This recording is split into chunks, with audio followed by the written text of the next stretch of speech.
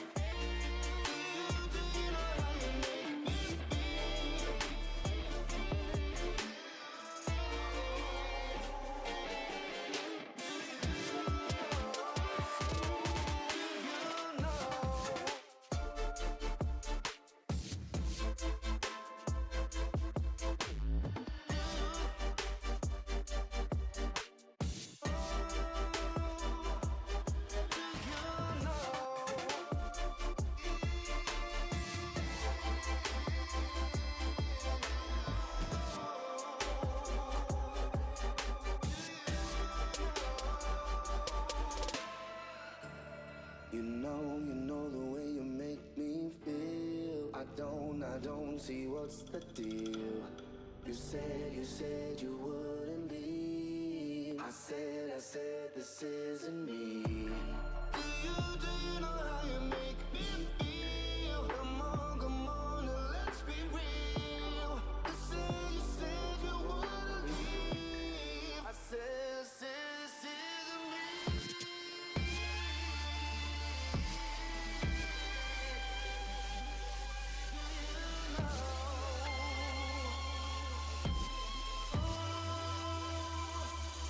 Do you know?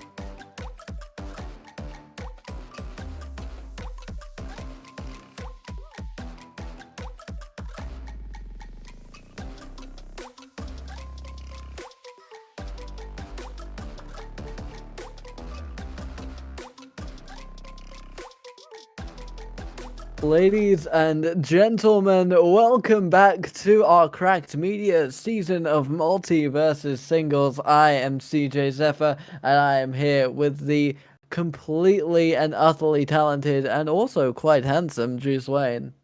Oh, I'll take it. Hello. Hello, Clarice. How are you? It's great to be back. Yeah, I can't complain. Can't complain. Say the same thing every time, but I mean it every time. I love to be here. Be able to watch two people just beat the crap out of each other in a video game, of course. It's always a pleasure. It's always a pleasure for me.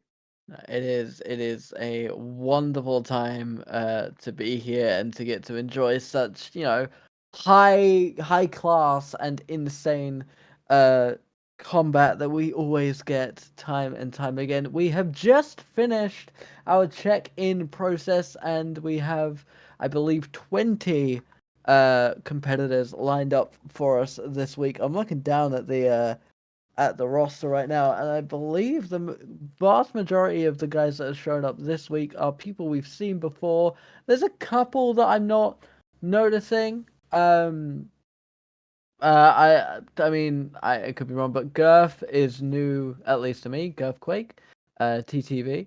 That's not a name I've seen before, but we may have seen them in a week where I've not been here. But we've got Mods back, we've got Mots here, we've got Kraken, we've got you, we've got Globe, we've got Gorify, Malignant Auto, Remiliux, Legend, Nano, Fix the Servers, Oog the Legend.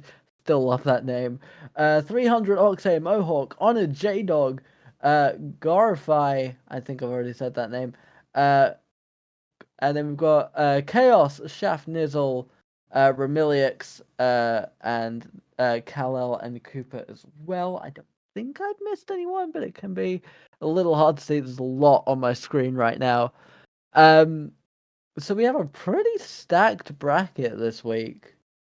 Yeah, looking at this, I'm already thinking of my dark horse for this week. Trying to see the names that we've seen before, the names that we're excited to see again and every week. Obviously, everyone knows I'm a fan of mods. Harley player, gotta respect the talent. But if I'm thinking about a dark horse for this week, I'm gonna have to go with Nano because my first time seeing Nano play, I was absolutely blown away by the skill and like you could tell when someone just sits for hours on end and just works in the lab trying to get like to perfect a certain character. And the way that Nano plays Morty is absolutely insane. Right up there with Gorify as well. So I'm I'm calling the dark horse pick for this week. I'm gonna say Nano. I'm gonna say Nano. All right, real nice. You know what? I've got my own Kal-El. We've seen Kal-El sort of go all over the boards. So I'm thinking this might be a really good week for Kal-El. I'm going to be rooting for them. But don't forget that there is more on the line than just the $50 cash prize that we have every week. Because we are now in season territory. So everywhere you can place on the leaderboard will be assigned a certain amount of points. Obviously, first place being the most, and then it trickling down until we get to the end of the season, which will be sort of rounding up towards the new year. Might be on the other end of the new year. I don't have the exact date to hand, but then I believe it's the top 24 competitors in the leaderboard will be invited back to our first ever Cracked Media Invitational bracket, in which a much larger cash prize pool will be on offer. So there's plenty on the line.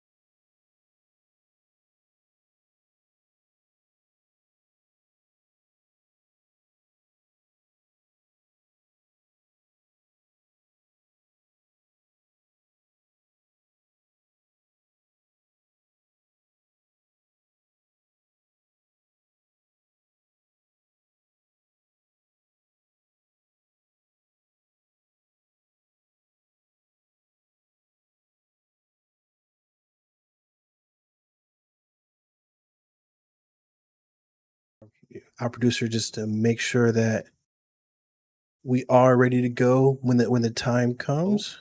I believe our audio. I'm not sure when we can and can't be heard. We are working on it though. Well, we are working on it.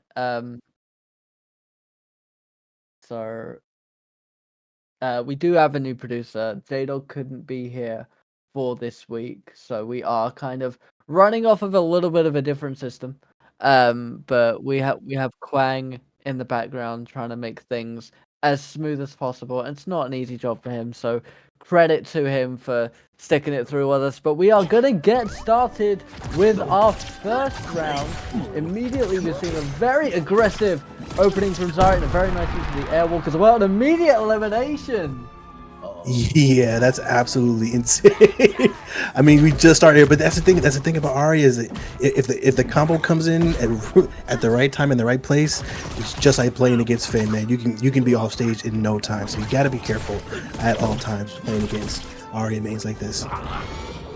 Absolutely, a very aggressive use and a very good use of Arya's mimic there, using the tornado to get a little bit of movement across the stage. Obviously, Arya being able to mimic part of her opponent for a short period of time can be quite beneficial, but Titan's going to catch her with a massive bite on the side of the screen to even up the stock count.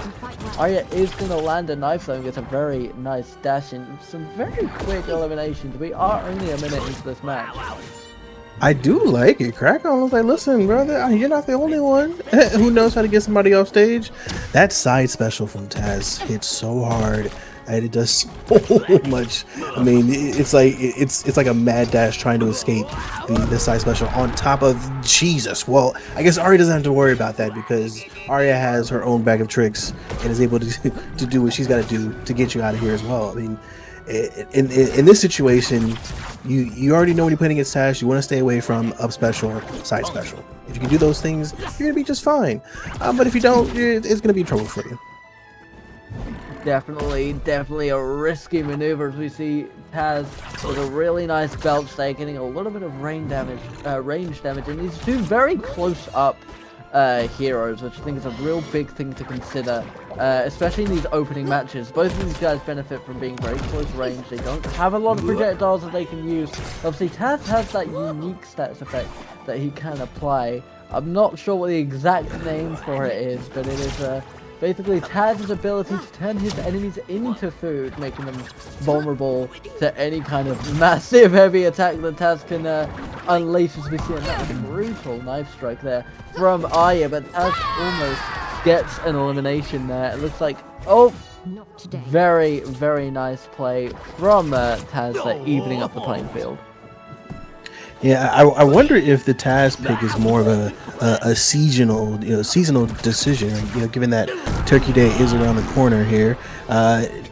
Nevertheless, Arya has her own little special pie that she's baking up there on the platform and is able to get the first win for the series as well. So 0-1 in favor of you're Yeen. I really hope I said that right. I probably didn't. But I mean, everything that I saw was what I expected. Good use of the dash attack, good use of the aerial attack as well. On the side of you're Yeen. Please let me know how to say that name so I don't butcher it any further. I would appreciate that. Absolutely, do correct us if we are pronouncing your name wrong. We want to make sure we're presenting you the best we can. But a pretty nice opener for this week's tournament. A really real back and forth showing there. Really risky from both guys, but it does end up working out. We do like to see a good Arya play as these guys. I believe they're just getting their everything set up for round 2. It looks like we could be seeing a character swap even. Which absolutely you can't bash them for that. There's a reason there's such a large roster in this game. You can adapt it at any point and change up the tactic, which is a very, very important skill to have. Indeed, yeah.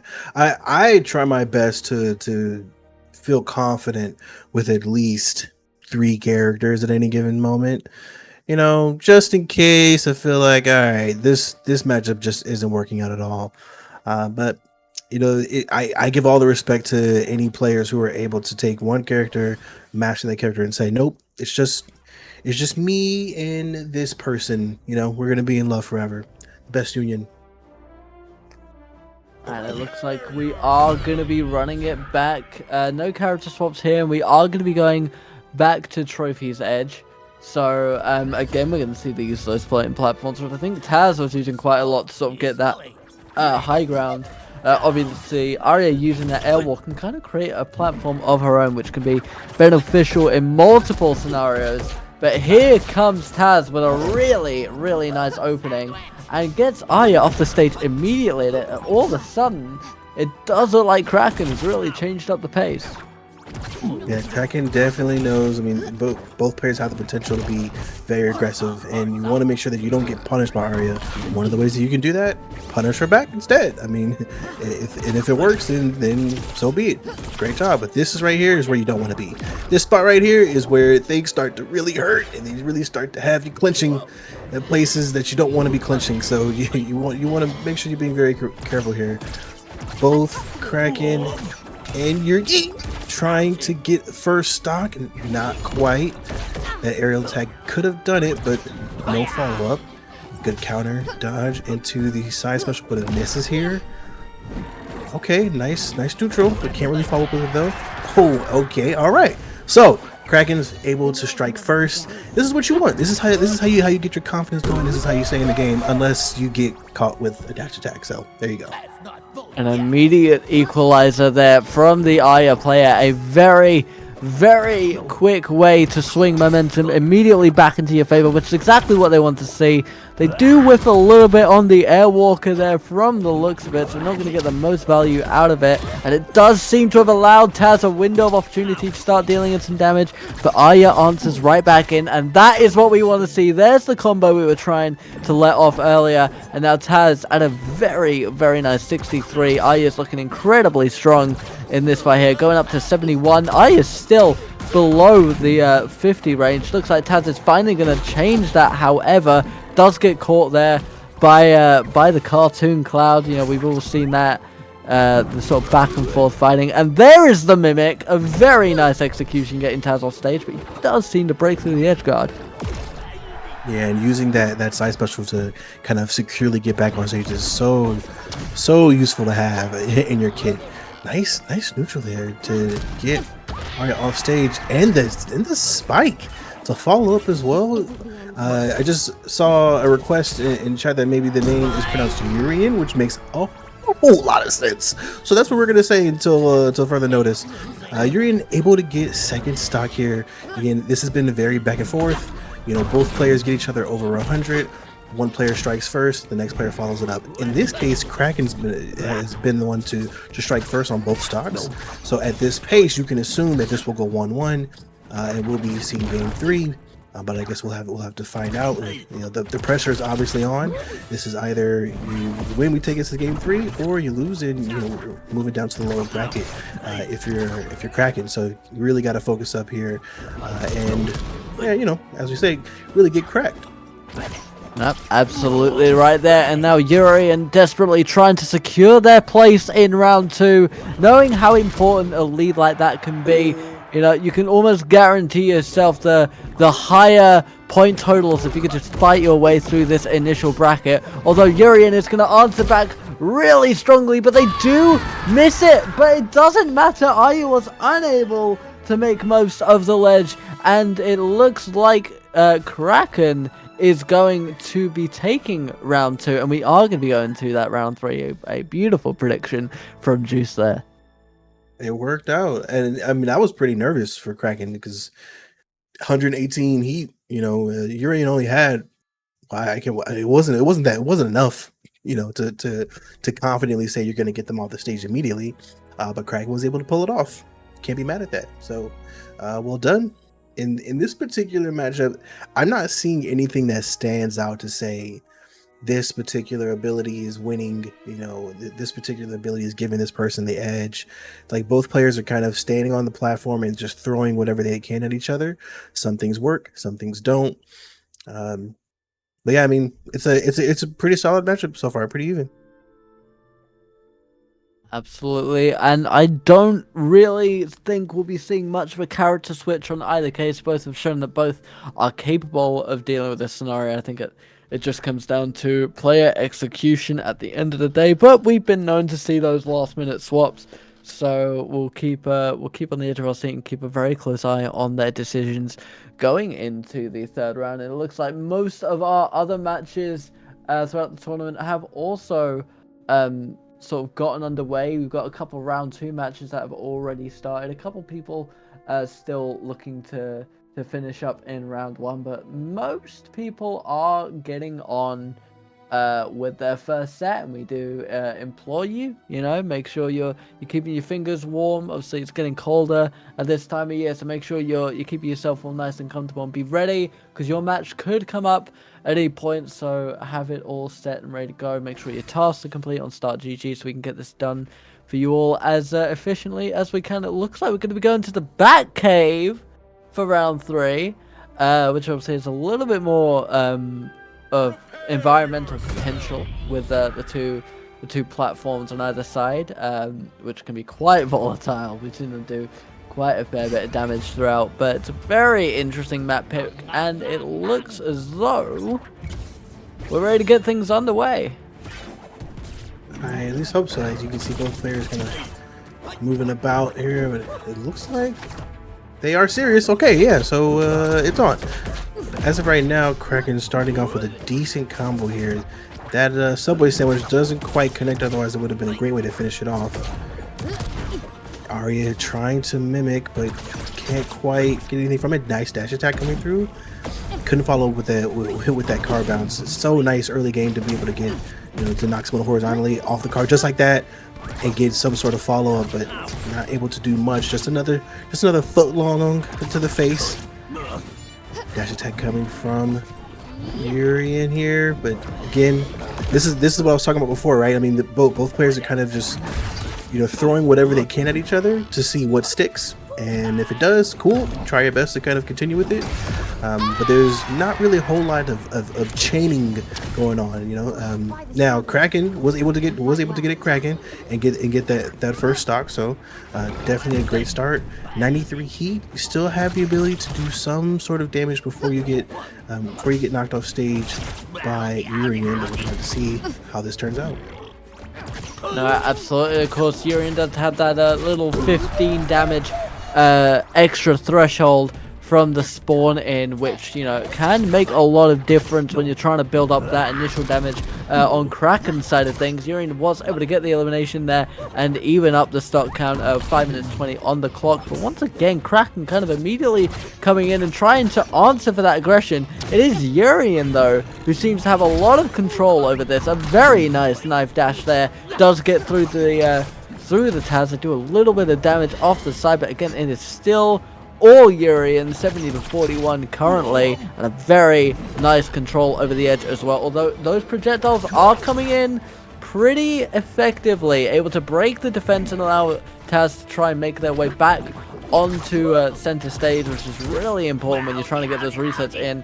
Urian does get Taz into the triple digits, very much encouraged. You can see that heat level continue to build up and up.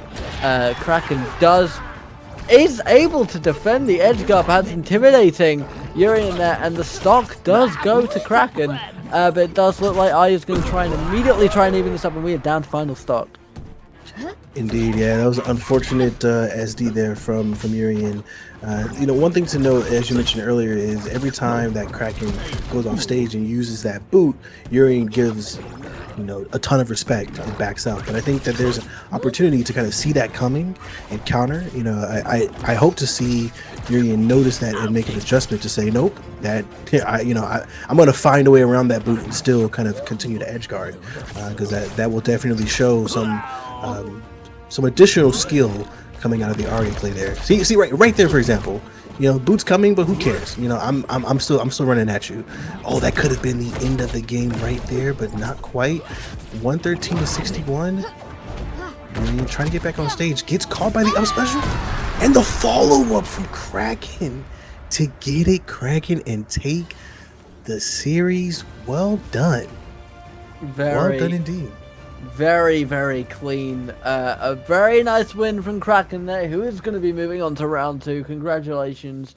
Unfortunately, Urian did not have it to beat the Taz just yet, but obviously it is not over yet. in their story. Urien is going to be moving down to our secondary bracket. Still has every chance of punching a ticket straight to the grand finals. So we may be seeing more of them again very, very soon. But Kraken has moved on and has got a bit of a monster to face up in round 2, as they're going to be going up against Mott's next, who is legendary on the multiverses scene, has multiple tournament winnings under their belt, multiple incredible showings. So I'll be very, very interested to see how that matchup ends up going. Elsewhere in round 2, it does look like Shaft Nizzle was able to beat Chaos in a 2-0 victory, and they will be moving on to the quarterfinals. So the winner of Mott's and Kraken has another massive threat in Shaft Nizzle waiting for them in quarterfinals. So already things are starting to stack up here. Yeah, this is something that I mentioned a few tournaments back, where I'm like, you get into the bracket and you're so excited to play. You're like, man, I can't wait to get this thing started. And you look at the bracket and you're like, I gotta go against Mott's. Damn, it's just you either get really excited and you're just like ready for the challenge, or you're just immediately deflated. In this community, and really in any gaming community, when you see yourself on a bracket and you realize who you're up against, you gotta you gotta mentally prepare yourself for those challenges, and it challenges indeed, because a lot of the guys who we see here on a weekly basis are not playing. I mean, yeah, grass doesn't really exist, so you really got to be ready for those matchups. Absolutely there. So I'll be very intrigued to see that outcome. Obviously, there is still a lot to go on. We do still have some people trying to get through their first couple of matches, and we do implore you to just make sure you get your checks and balances sorted, crossing your T's, dotting your I's. But we do have a couple other matches that I'm very intrigued about. We got Honor J-Dog and Legend currently lined up for us, which is a really interesting match. Obviously, we've got Kal-El, who is my sort of dark horse in this race. Is going up against Cooper, who is another person we've seen some pretty decent showings from throughout the months that we've been doing this so far.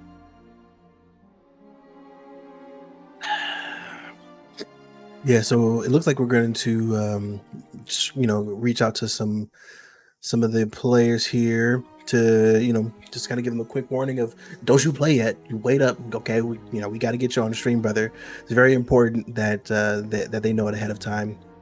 If you are on the bracket and you're not aware of when you are on stream, just look for the little timer next to your matchup, and if you happen to see a Twitch logo, then that means you're on the clock, brother. Hit us up. We need that friend request immediately. So CJ, question for you. Absolutely. For these tournaments, you got to keep your energy up. What do you? How do you? What's your ritual? Do you have energy drink? Do you drugs? What is it that you do to keep yourself going? So I'm actually taking a bit. I do normally. I'm that's one of my vices, is I am weak to a bit of Monster Punch every now and again. But currently I've just finished a wonderful sort of grilled cheese sandwich that I made for myself. And quite honestly, I feel like that's going to keep me going through a lot of this. It's nice and warm. It's crunchy. It's got that nice saltiness and the cheese in it that so really it wakes up the taste buds a lot. But and I've also got, I'm not sure if you quite be able to hear this. I'm going to try and very carefully jiggle a jug, but there's a lot of water. Okay. A lot of water. Okay. I mean, yeah. Whenever. Because I'm that bitch. There's nothing wrong with that. If I'm gaming, I definitely have I have my water next to me right now, but I also have my coffee. And depending on the game that I play, I gotta have something. I'm a big Red Bull fan, but I do love me some good old coffee. Speaking of that, gamers, if you are again on this bracket and you got whatever it is that you got next to you to keep yourself energized, energize yourself over to the bracket and make sure that you're checking in. That's also very important to do. Got to make sure that people are in the brackets checking into their matches so we can move things along and get these matches going. Everybody wants to see your beautiful talent on stream. We want to see it. Okay, I mean, yeah, you could put me on stream, but it's not going to be entertaining at all. I mean, at all. So let's avoid that embarrassment and have the good players show up on stream. That's what we want. That's what we want. Absolutely. Like I'm not ready to throw my head in that ring by any stretch of the imagination. So I unfortunately I don't have the capabilities to be filling in here. So we do encourage people to sort of get as ready as they can. We're gonna try and keep this train rolling as much as possible. Indeed.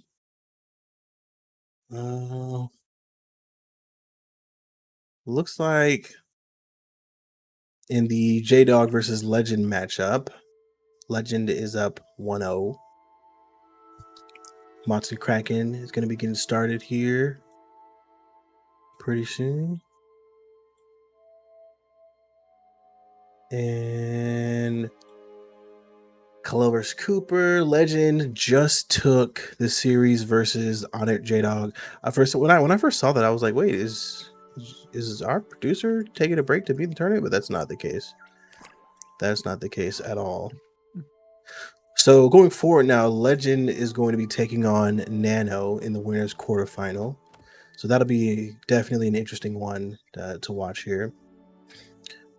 And for now, we're moving on to Mots versus Kraken. So we just saw Kraken take down Urian, the Ahri player. But now Kraken is going to have to take on the Dr. Quinn herself. This will be an interesting matchup. I can't say that I've ever seen Harley versus Taz in this particular setting. So it's definitely one of those matchups we haven't seen a lot on our end of things. It's kind of, I don't know. I mean, it's definitely something I've seen in the past. I've seen Taz and Harley go at it a couple of times. A friend of mine used to be a very avid Taz player. So we see a very aggressive opening here from Kraken. It's not a situation you see very often where Mots is actually sort of on a bit of a back foot in this opening segment. Obviously, Mots being as talented as they are, we don't doubt that they will start clawing back almost immediately. We see that mallet come out, but there is Kraken once again having an answer for it. A really nice opening. It looks like Mots might be going for their signature mallet. We do see the use of the bat bomb as well. Mots is very good at guarding this edge, very strong in sort of playing that defensive style once they've been able to get their opponent off stage. And there is the elimination we were expecting. The amount of damage Mots can get out is astounding at the speed at which they do it. But it does look like Kraken still has an answer for it. We could be seeing the stocks even up very, very soon. We see Mots go to 108 on the heat levels.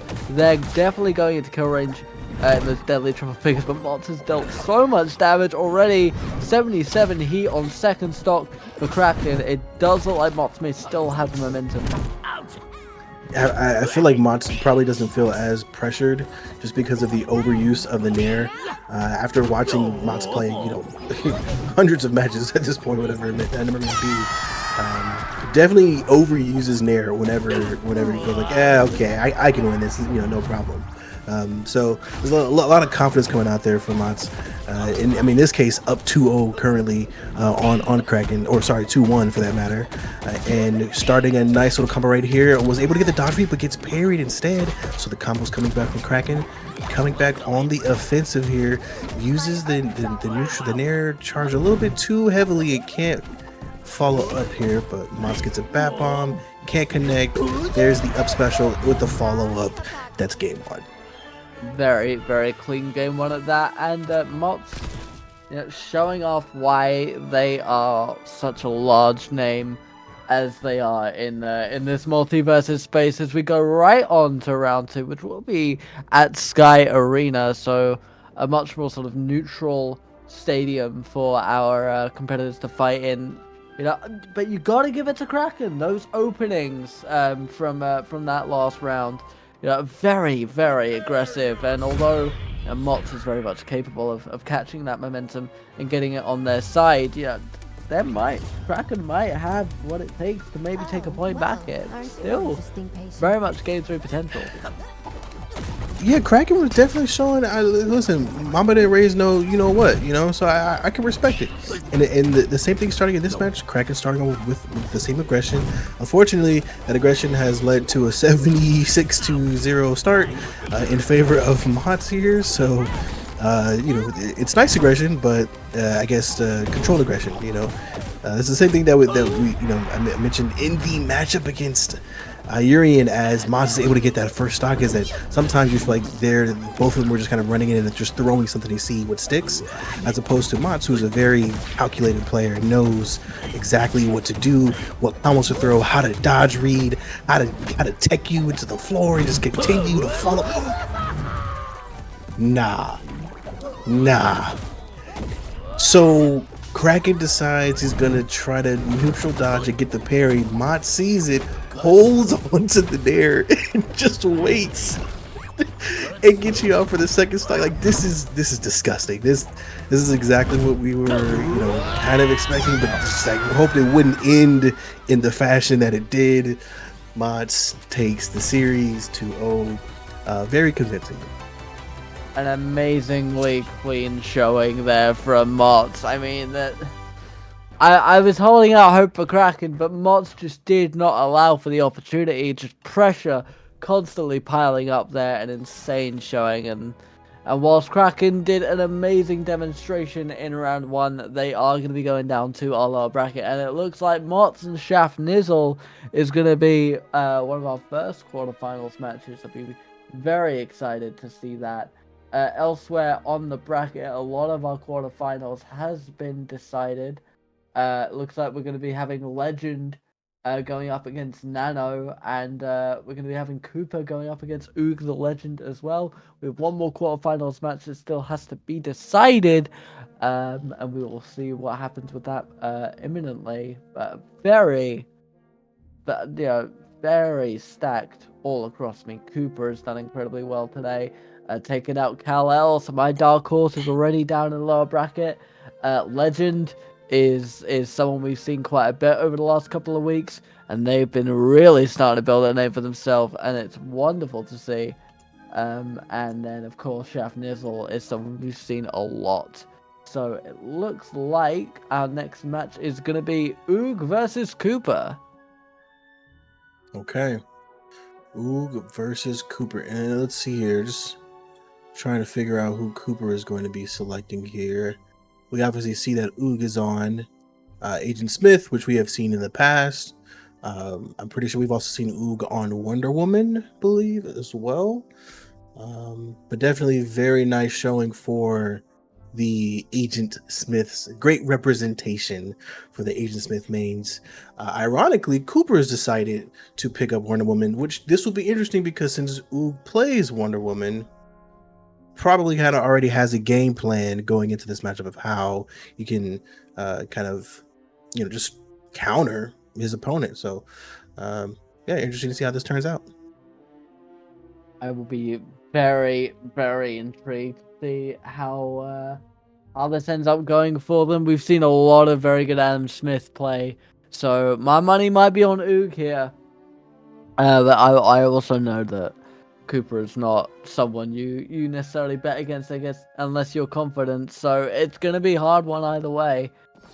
But it does look like we are getting ready to line it up. We're going over to Sky Arena for our first round of the series, and both of them building up quite a defensive perk set from the looks of it, which, for Wonder Woman, you do expect to see that, but for Agent Smith could be an interesting lineup. We'll see how it benefits as we get into round 1. Yeah, anytime I'm building perks to go against Wonder Woman, I just want to find my I hate armor perk and then go there, because that's just the way to go here. Getting started though, nice little air battle, to start off here. both the Sayer from, oh my god, from both Agent Smith and Wonder Woman are very strong, very capable. Wonder Woman probably having one of the best, if not the best Sayer in the game. However, as we just see this nice combo on the platform, get the first stock for Cooper. A little follow up here from Oog, using that pistol, that Glockiana with the uppercuts. There, Glocky, edge guard, can't quite do it though. And now Coop's back on stage, but still catching some uppercuts. First stock here going for Oog the Legend. Not a bad start. Both players definitely recognizing here, I'm a little warmed up. I'm ready to go. We got the first stock out the way. The nerves are gone. And now we just got to throw hands. And it does look like Cooper is in a little bit of trouble. We do see them finally pull out that armor. They do miss the lasso though, and it looks like Agent Smith getting a beautiful spot. It's going to try and re-establish the edge guard. Does now start drawing them towards center stage, and now Wonder Woman is in a little bit of a rough spot as they get taken out by an uppercut there, and Oog suddenly takes the lead, takes momentum at 84 heat, whereas Wonder Woman has the reset for it. A very nice catch there from Agent Smith as well. It looks like Cooper does have the answer for it and tries to hit him with that upward shield bash.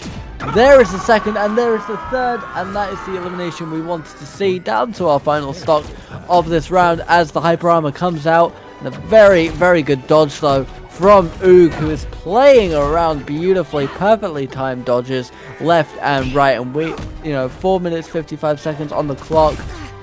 Could very much go either way, but Oog still has momentum. Yeah, I mean, both of these players don't want to lose. They're both trying to make it to the winners finals. And you can see it right now with the double uppercut coming from Oog the Legend again. That has been connecting so well these last few weeks for any Agent Smith player. And as you can see, it has worked out in this case. Listen, both players, both Agent Smith and Wonder Woman, very capable, very strong in this current meta. And we've seen Oog the Legend show up and show out so many times. So you're not surprised to see the 1-0 start here. However, I do want to see how Cooper is going to be able to adjust, because there's just talent coming from both sides here. So it's definitely not out of the ordinary to see one player win the first match and then that momentum start to shift just because of adjustments. So we're gonna see how things go from here.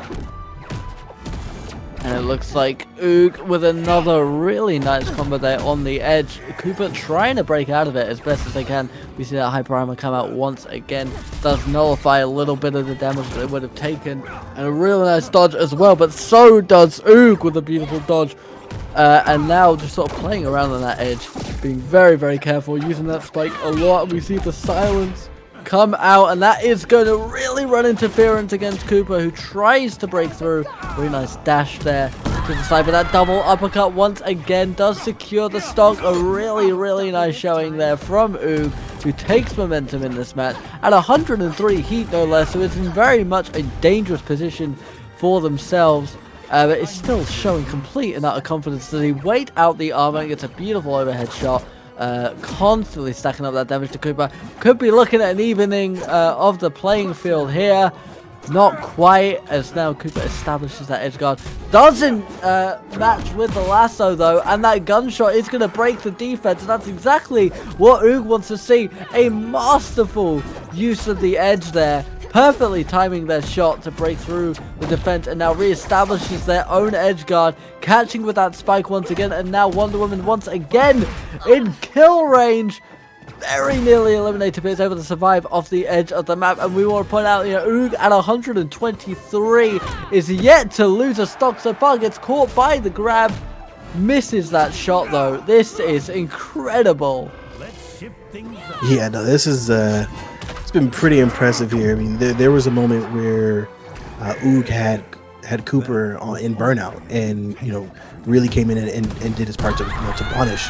As a result, as he gets the second stock here with another uppercut, little dance on you, let you know I'm better than you, kiddo. But No, oh wait, the Sarah's coming out. Oh no, wait. Cooper's trying to get an early stock if possible. Doesn't work out though. That would have been huge if Cooper was able to pull that off here. But Oog definitely not gonna fall for the okey doke. Currently catching a nice little combo here, but follows up with his own. Can't finish it though. Catches the whip. Dare. Now Coop's on the defensive side here. Catches a parry, but can't quite get anything going. Double uppercut into the Sarah. The pistol. Nice combo there. Oog Legend and might get the win here and does. Okay. Listen, this is this particular matchup, like I said before, I kind of had a feeling Oog might know what to do because also plays Wonder Woman, so it seems like that was the case. A really, really nice 2-0 sweep there in favor of Oog. Cooper doing incredibly well to get this far, but was stopped by a brutal Agent Smith, and now Oog is qualified for semi-finals, and they are going to be going up against Legend in their semi-finals match. So that is two very, very big names going up against one another. That one could really swing either way. We're just gonna have to keep our eye on that as best we can to see what ends up coming out of that. And semi-finals, they'll be moving into best of 5 territory, so it's going to be an even harder endurance run from here on out for both of those guys. Elsewhere on the bracket, we've got Malignant Auto currently going up against Glorify, and the winner of that will be moving on to quarterfinals against Girth. And then Mott and Schaffner's, we're still waiting for them to check into their match and get their task done, so they can get that quarterfinals match underway. We're trying to get that sorted for you as quick as we can. Elsewhere in the bracket, Kal-El is currently starting to storm his way through lower bracket and try and reclaim the lost glory as we see them taking out Urian. So good luck to Kal-El. Be keeping an eye on you.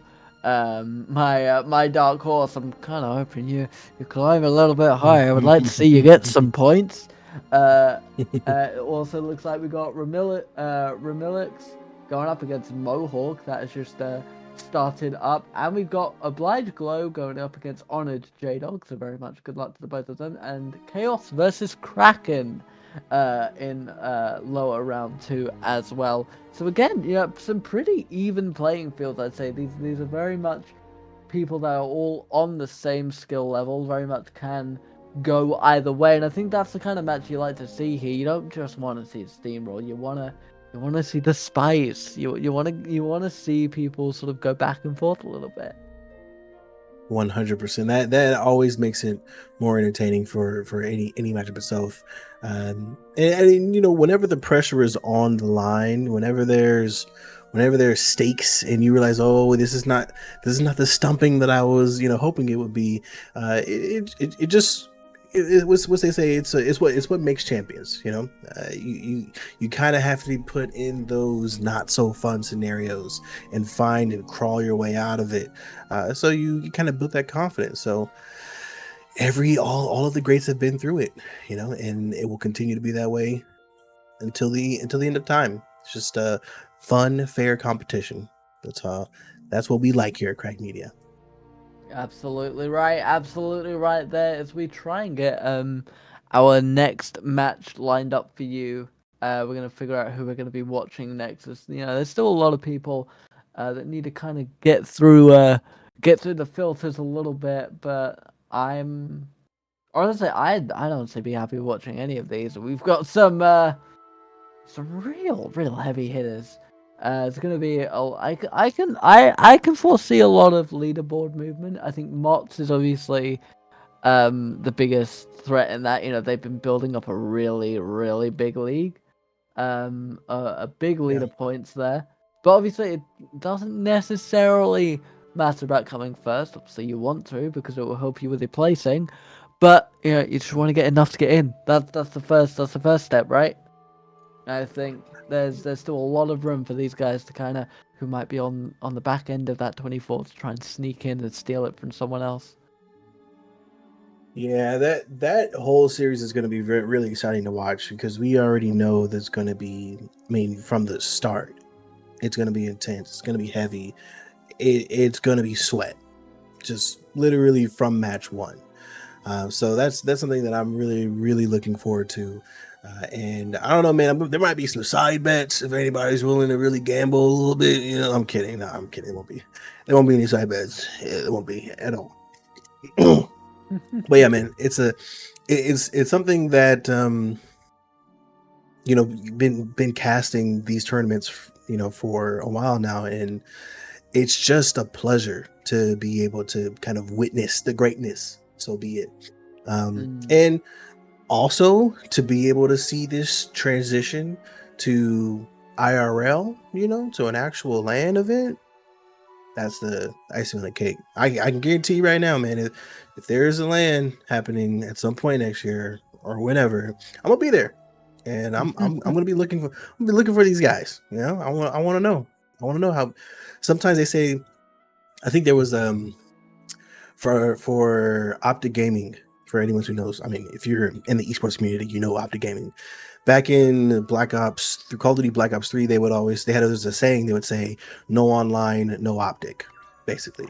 So it was like a joke to say, like, Optic just jokes everyone in the online tournaments, but when it comes to LAN, they choke, right? So those statements, those headlines, the storylines is what makes things so intense. So it's like, no online, no Optic. We're gonna see how these guys show up this time. It's always fun to have those moments. So I'm hoping that we can kind of build some of those stories here and see how they transition to the real world. I'll be real curious. I will be real curious to see. It does look like we have a match lined up for us. I believe we're going to be seeing Shaft Nizzle or Steel in game going up against Mots. We're just trying to get that finalized for you, ladies and gentlemen. But that is going to be this one is one I've been waiting to see. Yeah, I'd be curious to know what SBG stands for. I'm like looking at the name, like what does SBG stand for? I don't know if this is like the org or the clan or something like that. But yeah, I mean, this is we've seen Shaft Nizzle. I haven't had the luxury of casting too many matches with Shaft Nizzle. But I have seen Shaft Nizzle in various tournaments, including ours. Solid player, aggressive as hell, and I think that with the aggression coming out of both sides, I think this is going to be very interesting. But I just want both players to get into the lobby so we can get this started already. I mean, enough talking. Put your dukes up. Put your dukes up, man. Show me what you got. Yeah. For right now, we're gonna have to post up and just wait until we can make a connection with the second player. We are just holding out on Mots, but should only be a little while longer. These things happen. Unfortunately, there's a lot going on all the time that we need to manage with, but we are doing the best we can. I'm really excited to finally see Steel or Nizzle, however you want to refer to them. I've missed watching their gameplay. I like sitting in and watching them go at it. So you know what, kick his ass, kick Motz's ass. Let's do it. I want to see it. I want to see it. No, I love that. It's I mean, you know me, man. I have to, which side I lean on here. But no bias or anything like that, right? No bias here, guys. No, completely impartial. So unprofessional. I mean, jeez. Yeah. But theoretically, I want to see Shaft Nizzle take Mots and absolutely embarrass him. Hypothetically, hypothetically, what would happen? Allegedly. What might the results be if? No, I can respect it. I can respect it indeed. I'm not mad at it. I'm not mad. It does look like Gorify was able to take out Malignant Auto. So Gorify is moving on to the quarterfinal. Going to be taking on Girthquake TV. It's one hell of a name, brother. One hell of a name. Absolutely. Interesting. He put that on Twitch. So Gorify versus Girthquake. And Legend taking two legends facing off back to back. I would love to see that matchup as well, man. That would be. Do believe awesome that is to watch. lined up for us next. It is semi-final. Once you get to that sort of semi-final final stage, we want to try and catch as much of you as we can. So they'll be sitting tight and waiting for us. I'm sure they'll be warming up, and there's a lot going on. Oh.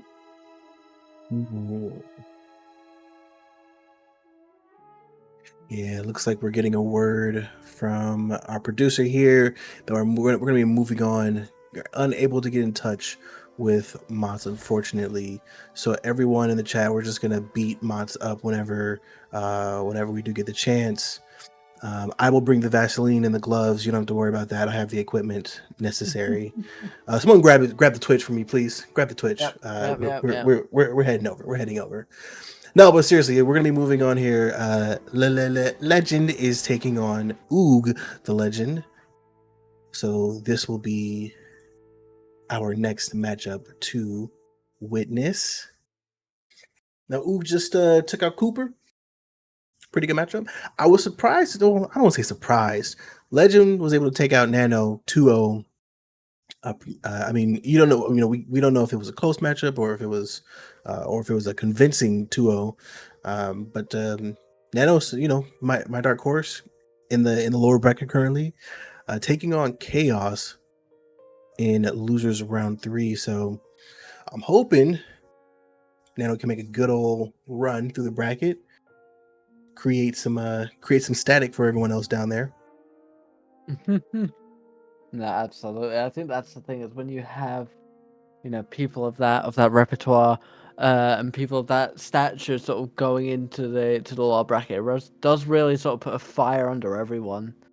It can be it really shakes everything up a little bit, because you think you can take it easy for a couple of rounds, all of a sudden you've got a Goliath. All right, yeah. Let's see here.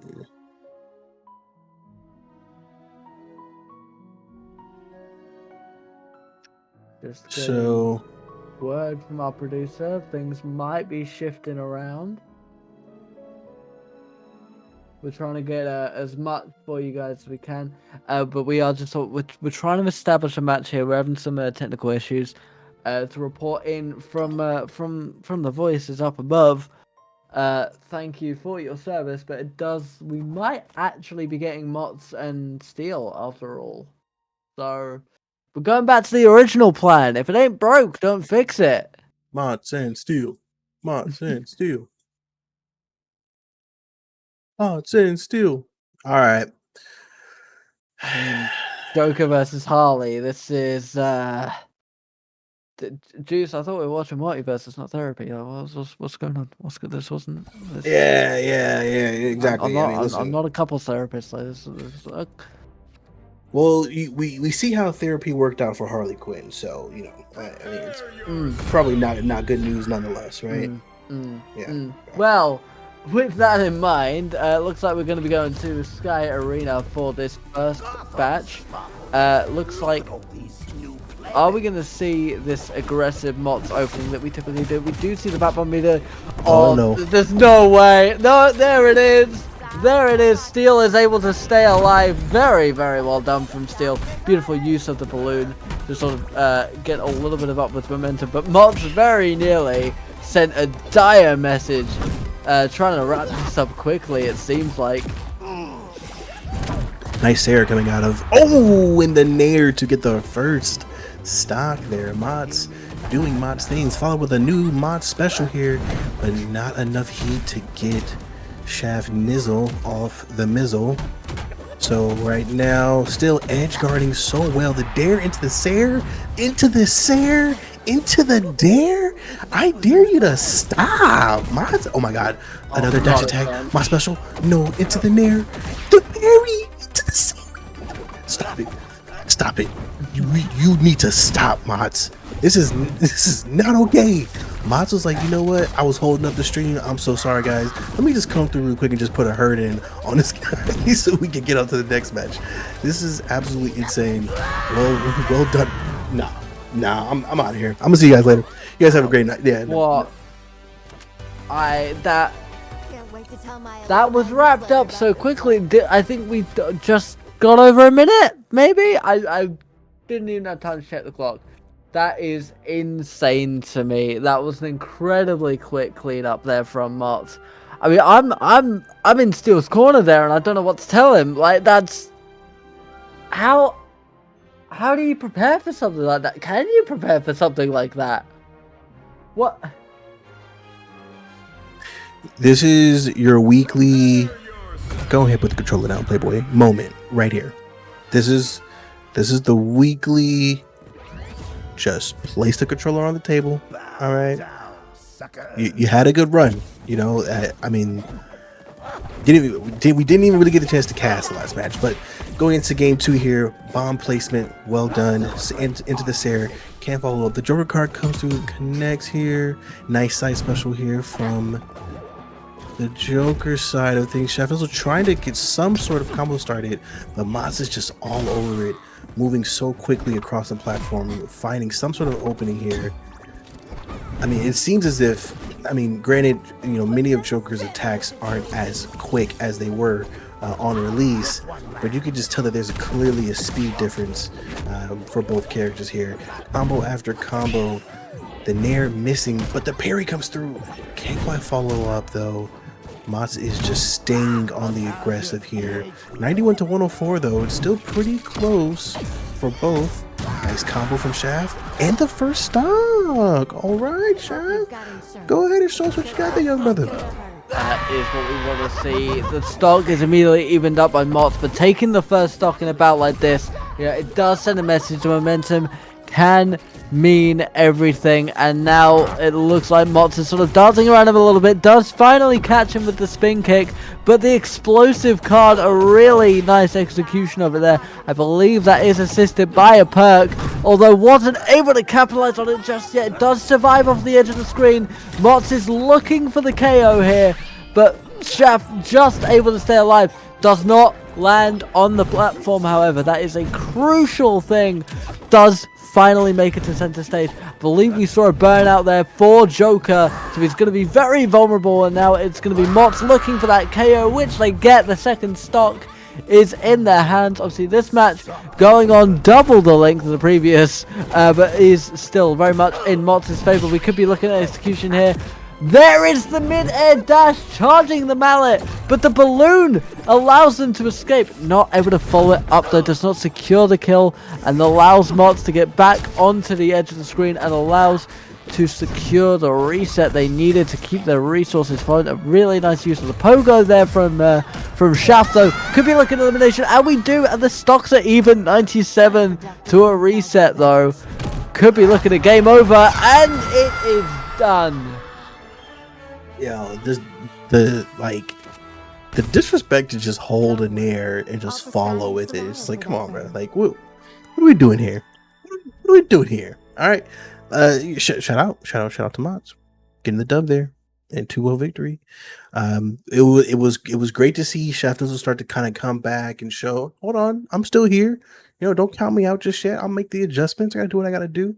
But in the end, Mods was still able to do what Mods does and use the speed to his advantage. That's definitely what I noticed in that case. That gave the edge. It's just Joker just isn't as fast as he once was, and was punished as a result. Look, sometimes it is those little changes that make every amount of difference. I mean, you know, Shaft did really well in catching that momentum in round 2 and starting to sort of build that back up.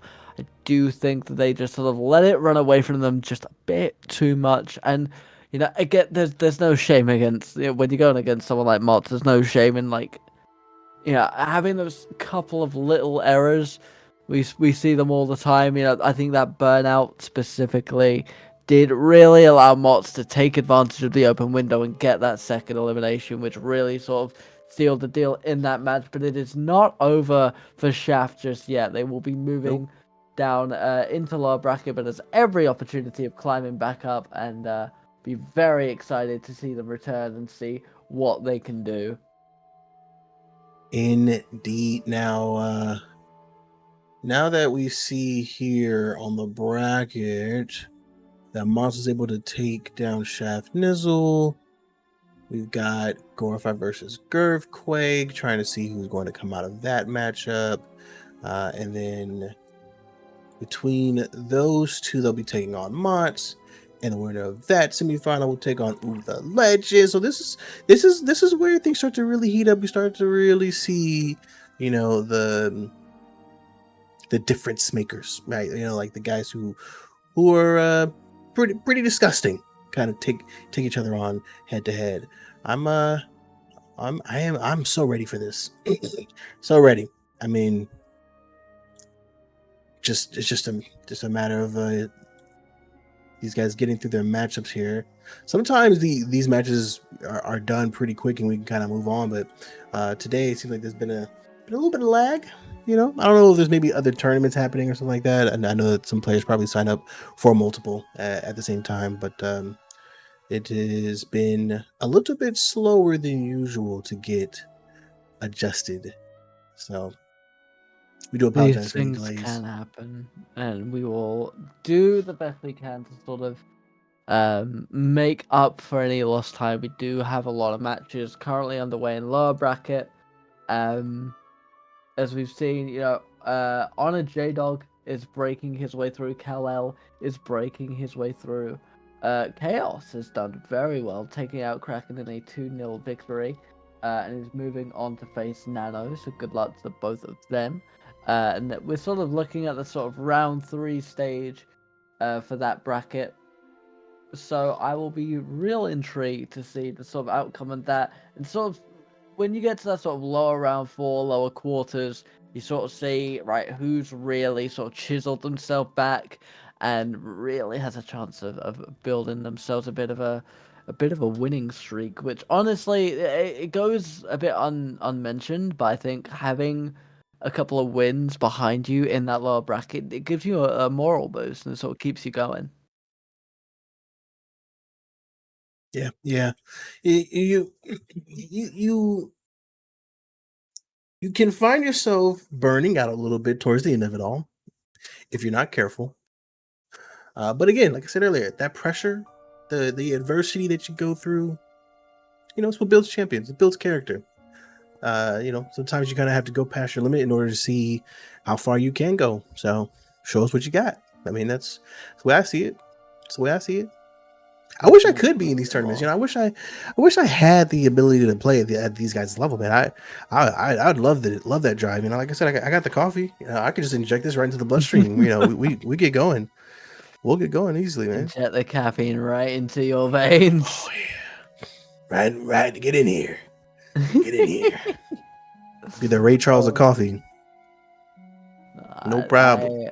I am sure when the opportunity comes up and you see that window, we will go in. We are actually going to dip our toes into lowers, I do believe, as we're going to follow on Shaft a little bit and go and see them face on J-Dog, from what I hear. So I'll be very interested, you know, to see the outcome of this. I am also noticing in the lower bracket, Malignant Auto has pulled out the stripe. So we're going to see, we might see a bit of that later. And we know that Malignant's stripe can be pretty terrifying. But Indeed, it looks like Joker versus Agent Smith. Okay.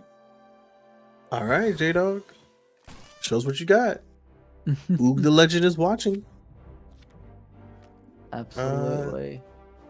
So, in this particular matchup, by default, I give it to an Agent Smith, just character versus character. However, we have to see how both of these players and their play styles, how they come into play here. So let's get started. Round 1. J-Dog using the clone. The clone gets a little bit of action, has to go bye-bye. Okay, it looks like they're both trying to fill each other out here, doing a little dance here. Waltz partners. Nice little combo starting here from Shaft Nizzle. Not able to. Very safe. Yeah, indeed. They're not really trying. It almost looks as if they're just testing the map just to make sure that everything is working out fine. You know what I mean? Like they're both just like, all right, how's the movement? Is it lagging? Okay, it doesn't like it's lagging. All right, we're good. Let's fight. So now they're finally starting to get a little active here. But there's gonna be some more dancing here, some more square dancing on the platform. And there we see the use of the Joker's car projectiles. Like I'd argue one of the more dangerous projectiles in the game, especially when it's sort of spec'd in, and they can I believe Shaft is running the perk where a random card can have a bit of buff damage.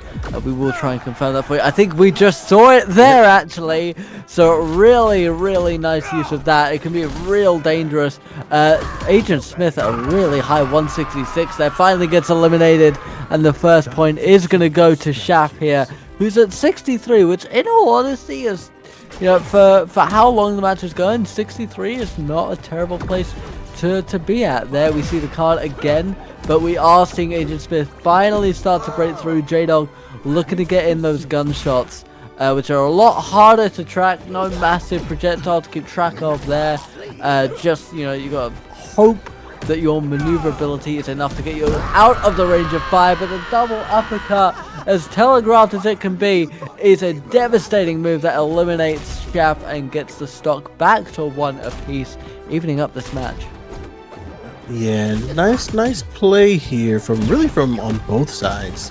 I have to give a shout out to Shaft Nizzle for really showing what his Joker can do in this case. It does seem as if the speed of Agent Smith isn't necessarily a problem. Nice dare, trying to use that pogo stick to bounce it on his head, but it does look like not able to actually finish. Now Shaft Nizzle is in burnout, but we wonder if J-Dog is going to take advantage. Not quite. I mean, definitely should be on the aggression at this moment, but okay, we're using the dodge attack to get inside. Nice dare into Sarah. Not a whole lot though. I mean, as of right now, J-Dog is at 113, so probably, a little bit nervous about that, not trying to catch any unnecessary heat. But in the end, catches the Joker card, and it's see you later, alligator. So, I mean, there it is. Absolutely, that is the danger of the Joker. He's very quick with pulling out his moves. It can be a little harder for him to get sort of read. He doesn't telegraph a lot, but Agent Smith does get him with a really nice grab there and sort of starts securing that edge. He does respect the Joker, allows him to get back onto center stage, balanced out a little bit, but does get caught by the uppercut. Burnout was not enough to stop him, and he is back and raring to go. Joker is going to be trying to get that final stock in. Shaft really wanting to get that first point in the series and start moving on to looking at climbing in this bracket. Sorry, I'm losing my words a little bit, trying to keep track of everything, but J-Dog has done an incredibly good job in sort of staying alive at this incredibly high heat level, not allowing himself to be hit by those knockout moves. Could be looking at the uppercut, is able to survive it though. J-Dog trying to finish it up again, both now at those triple figure digits in a very dangerous scenario, and Joker flips it on Agent Smith, who looks to be going for another double uppercut finisher. Gets turned on by Shaft, who is able to run away with the first victory. That ending became a cheek clincher and didn't need to be, right? Because one person's heat is already high enough to just go off the map. You get a couple hits, a little chip damage, you're good to go. But it came down to the wire, and Shaft Nizzle took the dub, so shout out. Now, going into game 2 here, Okay, we're seeing some pretty much immediate aggression coming out of both sides here. J-Dog uses the clone but can't quite connect with it. Nice dodge though to avoid getting caught with any sort of counter. Good uppercut combo into Dare, into Sair. The usual combo that we see out of Agent Smith here. That Joker spit getting you back to the wall. Very nice use of that momentum swing. But currently though, Chef Nizzle is getting caught in a blender. J-Dog is using just the right combo chains to almost baited the clone into that good old Mike Tyson uppercut, but not quite, unfortunately. Side special misses on the side of Shaft. Getting punished, sent off stage. Joker card misses. Nice edge guard coming out of here. Looks like, there it is, J-Dog's able to get the first stock. You know, it was a very convincing stock to start. I think J-Dog's definitely got some nice control of the map at the moment. Very, very nice control, and that's exactly what you need in a competition like this. When you're going up against someone like Joker, who is a quite chaotic character, can pull out anything at any moment. Control is the name of the game, and we see them now breaking through, stealing a nice amount of damage there, and trying to get as much insurance as possible before Joker really starts to capitalize on that high heat level. They are already getting Shaft to that sort of 60, 70, now 80, 90 heat. Very, very well done from J-Dog, who could be looking at getting rid of a second stock before even losing their own. Is able to dodge out of the spike. Shaft Nizzle, who is now pursuing J-Dog with a fierce amount of aggression, but does get caught by the gun and is going to be a second stock down. J-Dog, who is at 121, really has momentum on his side, and Joker desperately needs to get that stock down if they want to even up this match. They want to run away with the entirety of the series. Gets caught by the baton, but again doesn't get eliminated. Needs that second baton strike to secure the stock. Going 2-1 in J-Dog's favor. 4 minutes 30. Yeah, you know, this match so far has clearly been dominated by J-Dog, but Chef Nizzle has had moments to try to kind of create you know, their own matchup, and it's been thwarted, you know, so many times. Unfortunately, you can kind of see like, okay, it might be a little bit of a momentum shift. Never mind, no, it's not happening.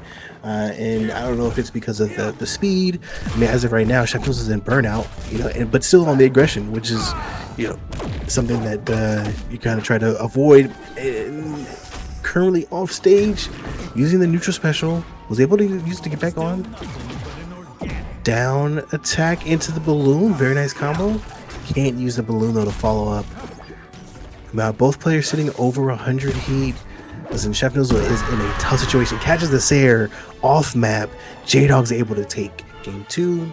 Okay, even it up, young fella. Even it up. Very, very nice showing there from J-Dog, bringing us up to our third and final round. And I mean, this is a really good demonstration, I think, of just how heated the lower bracket can be, because we don't typically get to catch much of it. We only sort of get the back end of things, but you know, being deep in the lower bracket, we're kind of seeing just how feisty these competitors can be, and competition is only going to get more and more intense as we go on. We're going to go to Sky Arena for our final match of this series, and it can honestly go either way, but we see a beautiful opening there from J-Dog, who immediately establishes a beautiful little edge guard here, kind of almost spamming that gun a little bit, not wanting to allow Shaft to get in whatsoever. Does try and use the balloon to get up, but once again J-Dog has the answer for it and nails him square in the chest with another really harsh, and assuming that's some kind of 9mm, gets hit by a really rough uppercut, and now kind of needs to use the cards to get a little bit of space here. But J-Dog is just constantly applying that pressure. Already has Shaft in that sort of triple digits sort of deathly scenario that we see. Does dodge the bullets on this occasion. Again, those gunshots are really hard to keep track of and try and dodge. Very impressive from Chef here, who is playing a little bit more defensively, getting a couple real nice ignite procs on the Agent Smith. We're going to see those afterburn stacks slowly tick away, and we're seeing now Agent Smith also on triple figures. It's become very intense, very quickly. First stock could go to either man. It might be Shaft, it might be J-Dog. It is Shaft who takes it with a real nice what looks to be some kind of uppercut from underneath, and J-Dog might be trying to answer back, but does Shaft does escape, but gets caught by the spike. Way to even it up. The equalizer comes in. We love to see it. Both players. This is game 3, baby. Whoever shows up gets the dubski. If you don't, actually, this is the end of the night for you. So you better show up at this rate. Shaft are currently using the Jack in the Box. I don't think I've ever seen anyone use the Jack in the Box successfully before on Joker. That was a nice little treat there. Love to see that. Currently gets caught by the clone. Not able to do much here. Hanging on the edge. Probably not where you want to be against Agent Smith. You know, especially when Agent Smith is using that Desert Eagle, not the 9mm. I mean, we'll forgive you, CJ. It's definitely I don't know. I haven't seen the movies in forever. Yeah, they're using that big boy, that big boy gun. But nonetheless, though, it currently 102.49 in favor of Shaft. Nice use of the dash attack.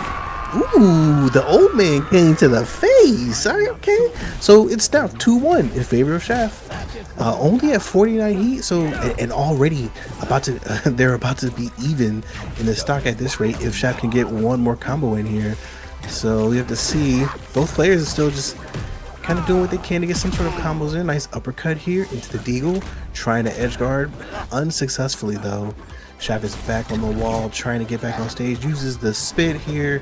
No follow-up though. Uppercut misses into the side special. You better watch that. Okay. No connection here.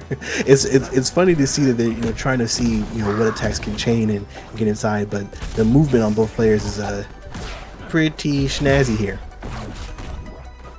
It is very sort of all over the place a little bit, but the chaos might be enough, and Shaft runs away with that final stock. Really nice catching them on the elimination there, and Shaft is going to be moving on through this bracket. Very well done. That was very well timed move there, getting a beautiful little KO. Yeah, those are some really well timed, especially like the up air, the up attack, the tilt attack, very well timed in multiple occasions. That's how you do it, and that is a very fast and sneaky move for the Joker. It doesn't look like it hits hard. I don't know what the hell that cane is made of. It's definitely not peppermints, but whatever it's made of, it hurts. So if you eat one, you might go off stage, and you have to be aware of that. You know what I mean? It's lethal. It's honestly, and I think that's the thing with Joker. Again, like a lot of his moves are not telegraphed all that much, so you really got to have your wits about you. I'd be remiss if I didn't acknowledge that during that last match, we received a subscription from Josie using that Twitch Prime. Shout out to you, Josie. We appreciate you, brother. Thank you, as always. So moving on to this next match up, looks like hopefully we'll be able to get Mots and Gorify in the lobby here. If so, that'll be really fun to watch. But just a matter of time here. We're playing the waiting game, ladies and gentlemen. I'm very much excited to get this second semi-finals match sorted. We can establish our winners final. We can start moving on towards that sort of grand final stage, where, like we said, there is so much at stake these days with the season very much in full swing at this point, as well as $50 going to the winner from our gracious hosts at Cracked Media. We thank everyone very much for all the work you're doing behind the scenes to keep this show running. We could not do it without you. And we have a beautiful team here. We have beautiful people kind of helping us through every step of the process. So these things wouldn't be possible without them, and we get to see great gameplay throughout. So everyone's a winner. Indeed. I have been thinking about like talking topics. You know, I mean, we at Crack Media, we have a podcast, right? But we do other streams as well. And I've been thinking about the possibility of being able to have sit downs with these players, you know, interviews, and or even just to gather a bunch of players for just like a general discussion around the game. Something like that I think would be really awesome to do. I mean, I don't know if anyone in the chat would like to see that, but if you do, ideas, we would love to hear more.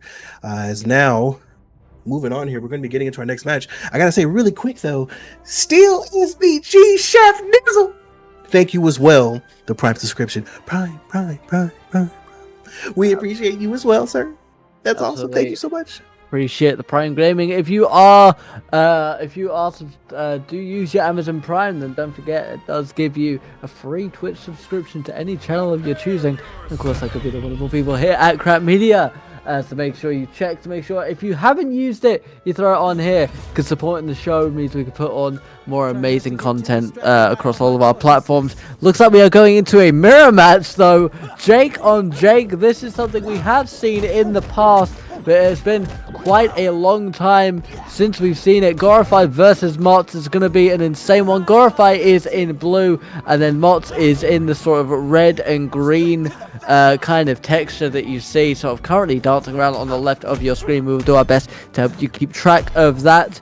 But we do see Gorify here completely juggling Mottz at a very early elimination in Gorify's favor. We don't often see Mottz in this kind of situation, but again, Mottz caught by the grab and now also gets eliminated down below. Mottz is 2 stocks down already, not even a minute into this matchup. Gorify, someone else who's been climbing up our leaderboard incredibly quickly as Mottz gets a stock to try and start equalizing. I mean, this is a kind of grand finals matchup that you would expect already, and we're only in semi-finals. Yeah, I mean, correct me if I'm wrong. I'm pretty sure this is a homie matchup right here, because Mottz and Gorify play each other quite a bit.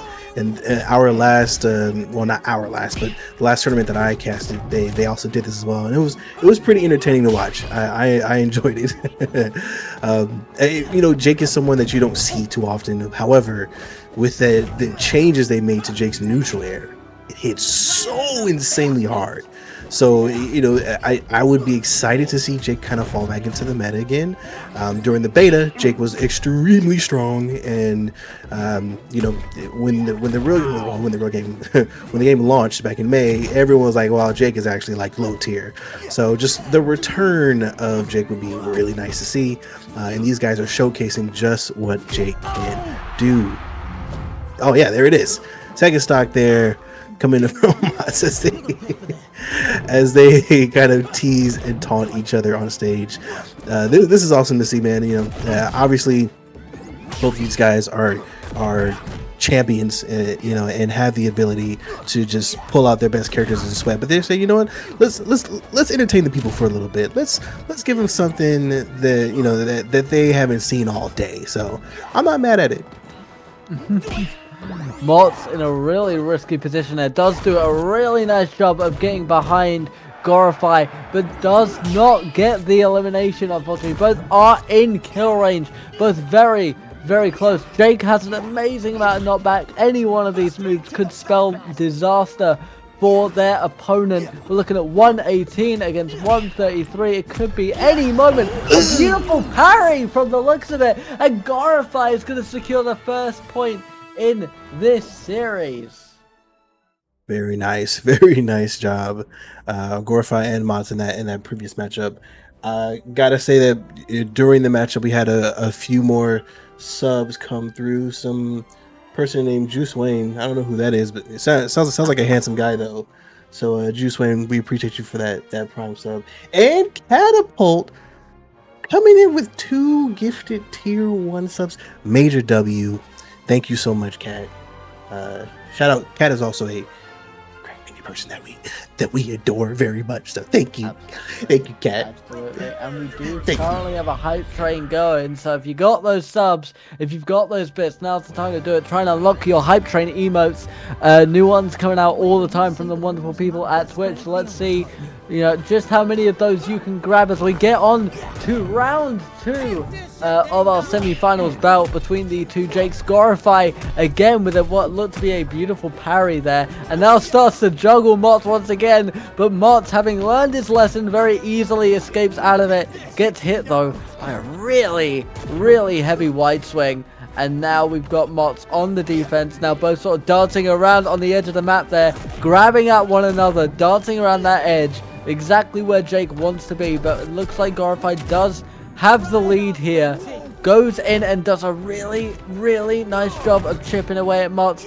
But Mott's now answering back with a move of his own, 94-74. This could honestly go either way, and in a match like this, the first stop means everything. And it is Gorify that takes it at 86 with a beautiful attack. And Mott's trying to answer right back now. Does even it up, and we're one apiece at 6 minutes.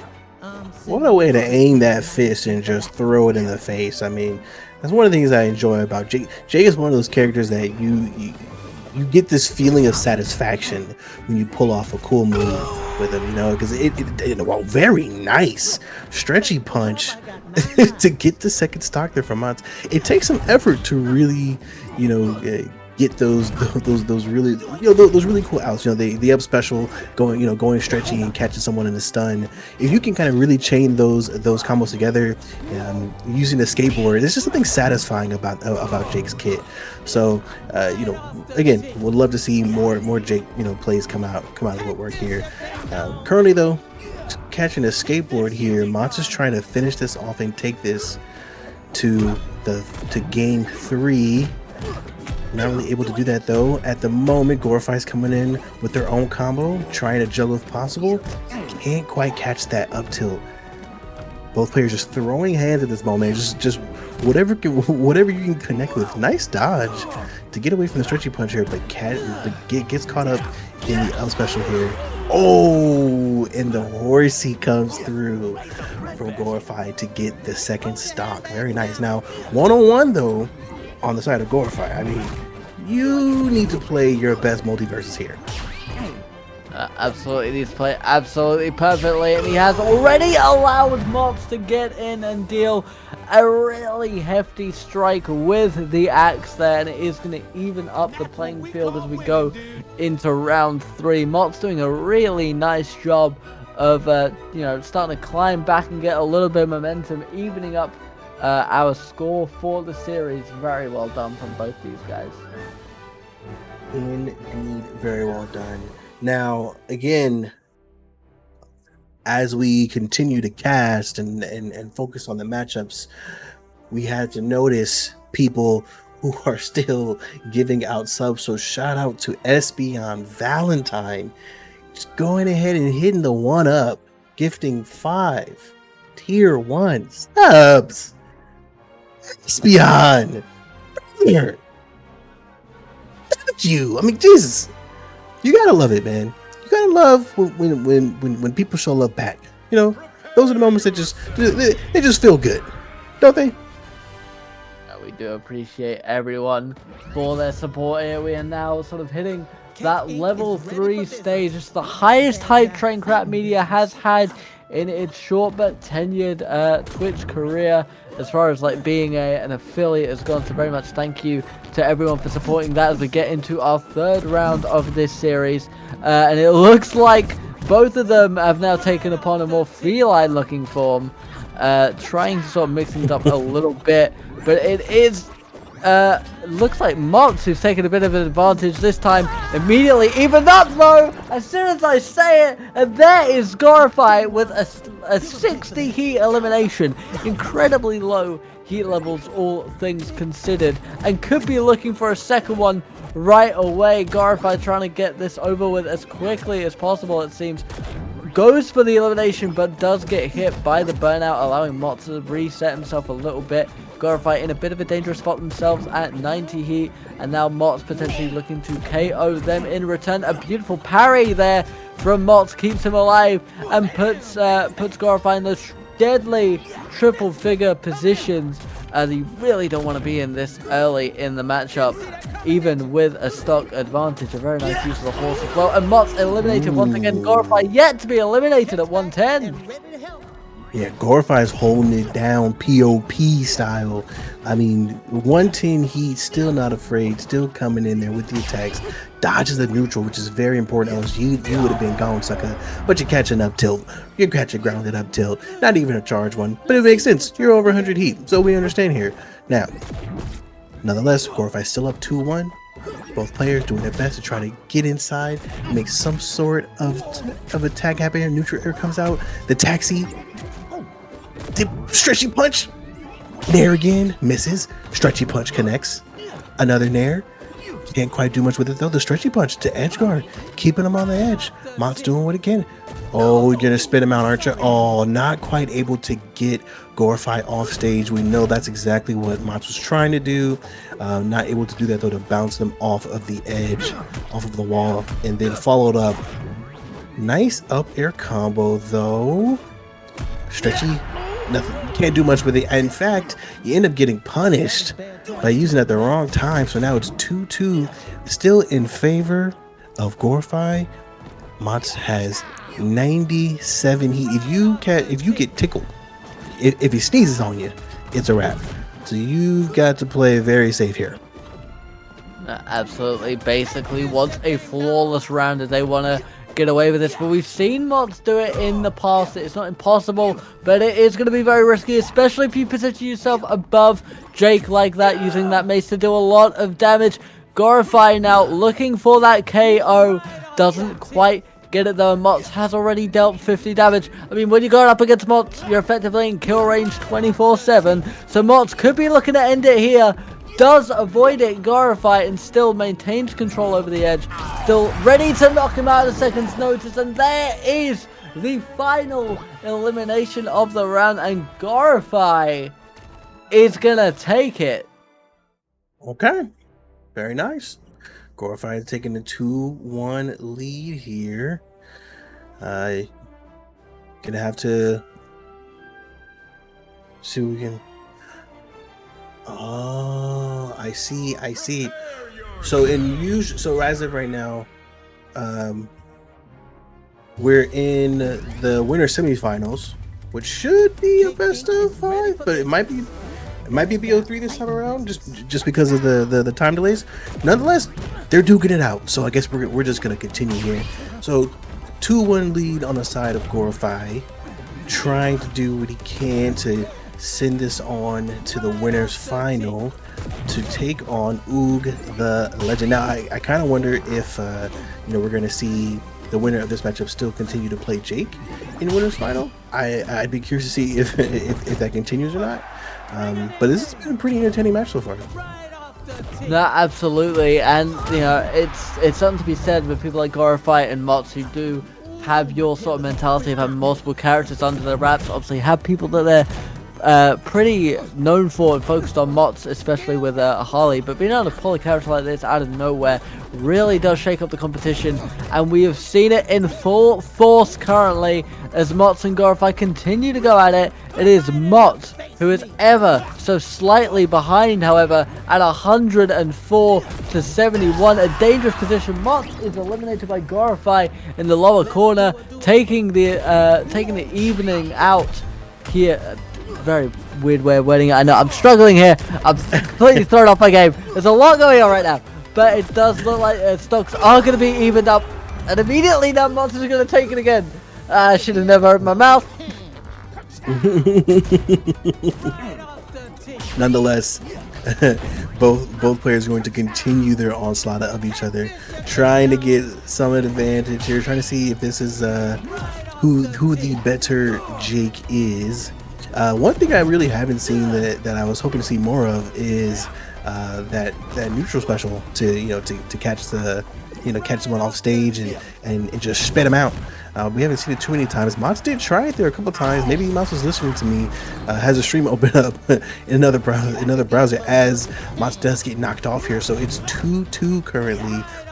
Mott is holding the lead for now, at least 99 heat to 21. All it needs is just a well-placed up tilt or that stretchy punch, and that's it. That's game. How you doing over there, CJ? How you doing? I'm trying. You're holding it down, POP. Holding hold it down. Looks like we are going to be following through with the best of 5, and we're going to be going to round 5 on Trophy's Edge. Now it has been evened up and ready to roll. The winner of this will presumably be going on to the finals. Jake versus Jake mirror match is going to continue. We do love to see that, of course. And who is going to be landing the initial blow? Looks like Mott's went for it, both basically mimicking one another.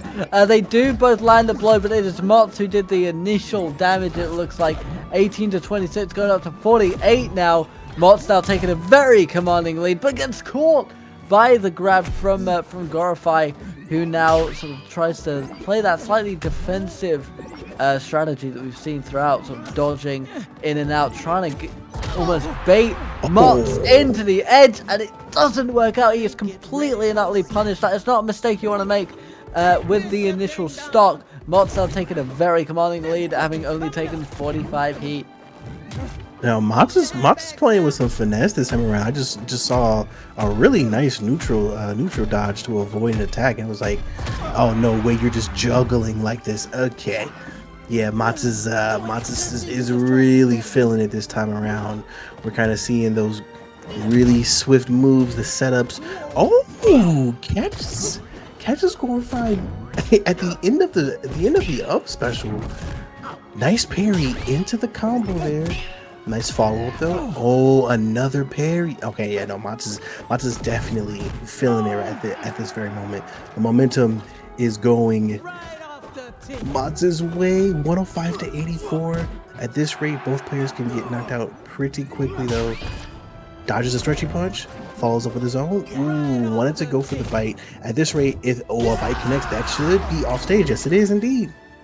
All right, so now Mott's probably wants to do the same, want to finish in fashion, but no, we're just going to use the neutral attack. Now here's the grand question we have to ask, right? So Mott just took that serious, right? But I'm pretty sure there was a best of 3 already planned, which technically Gorify took. So now we need to figure out what's going on here. So give us some time to manage that.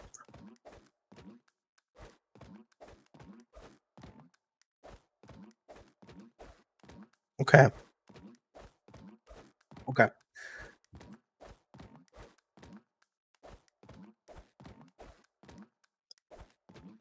Got it. So what we're going to be doing is honoring the best of 5 in this case, since technically in most situations they would be a best of 5. So in this case, Mott's is the winner, and Mott's will be moving on to face Oog, the legend, in winners final. Alrighty, it sounds good to us. And meanwhile, Lower Bracket continues to stack up and up. We have got a lot of our sort of established matches now as we get closer and closer to that quarterfinal stage down there. But I do believe we're going to have our finals match lined up for us and ready to go, so we can decide who is going to take advantage in the grand final. Yeah, this will be an interesting one for sure. Next up, we're either going to get down into the lower bracket, or we're just going to go straight to Mott's and Oog. So, let me see here. So yeah, it looks like we're probably going to move on to the lower bracket for now to see what's going on that side, and then we will come back to the winners final. We're actually already on to losers round 4. So moving through the lower bracket with some decent pace. Again, we do apologize. The matches have taken a bit longer today to get started than they usually do. So we're going to do our best to get these moving along ASAP. Where are we at this moment, however? See what we got going on. So it looks like we're going to get Chaos and Malignant. Malignant on the Stripe. Chaos on Finn. This would be a nice aggressive matchup. Although I would say just for reach purposes, kind of give the slight edge to Stripe here. What are your thoughts here, CJ? I mean, I've seen Malignant Stripe, and I know how deadly it can be. So, I believe wholeheartedly that Chaos can pull it out of the bag, but he's gonna have to get through a very, very difficult hurdle in Malignance. We will see how that goes. Open up with a really, really nice chainsaw there, and already Stripe is starting to take a very commanding lead. Begins sort of putting pressure on that Finn towards the edge. Finn is able to break out of it though, and of course we have seen Finn climb the ladder quite well. We know that their kit is a very aggressive one that can work out in these tournaments. The famous Flakoko has been known to storm through the higher levels of our brackets, so I have no doubt that Chaos can pull it out of the bag, but it does look like they're going to suffer with burnout, and that's going to provide a really nice opportunity for Malignant to deal more and more damage. Gets them into kill range and follows it up with a really nice shot from the ray gun, and it looks like Stripe is going to take the first stock there. Yeah, it looked like Chaos was trying to avoid one attack and ended up getting caught with another. It was really unfortunate. You really think that they do big brain something, and then Malignant Auto said, "Oh no, you have a target on you. Guess what? Catch this Glockiana real quick." So unfortunately took that first stock there, but nonetheless, you know, you don't get in the dumps about it. You come back, you keep on fighting here. Now only 71 heat on Malignant, so hasn't taken a whole lot of damage here. Moves up to 90. Been able to really use those abilities to get back on stage, play as safe as possible. Catches a Jansport to the face, but doesn't quite go off stage here. Not playing the off-stage game, but the air comes out of Chaos and evens it up one stock to one. Now, Malignant is not worried. Malignant knows how to play Stripe. It's going to do what they got to do to use that spacing to their advantage here. What you don't want to do though is get caught off stage by anyone playing Finn or anyone who knows what they're doing on Finn. Because as CJ mentioned, we've seen Flakoko do some disgusting things off stage with Finn in many occasions. So definitely wise to play smarter.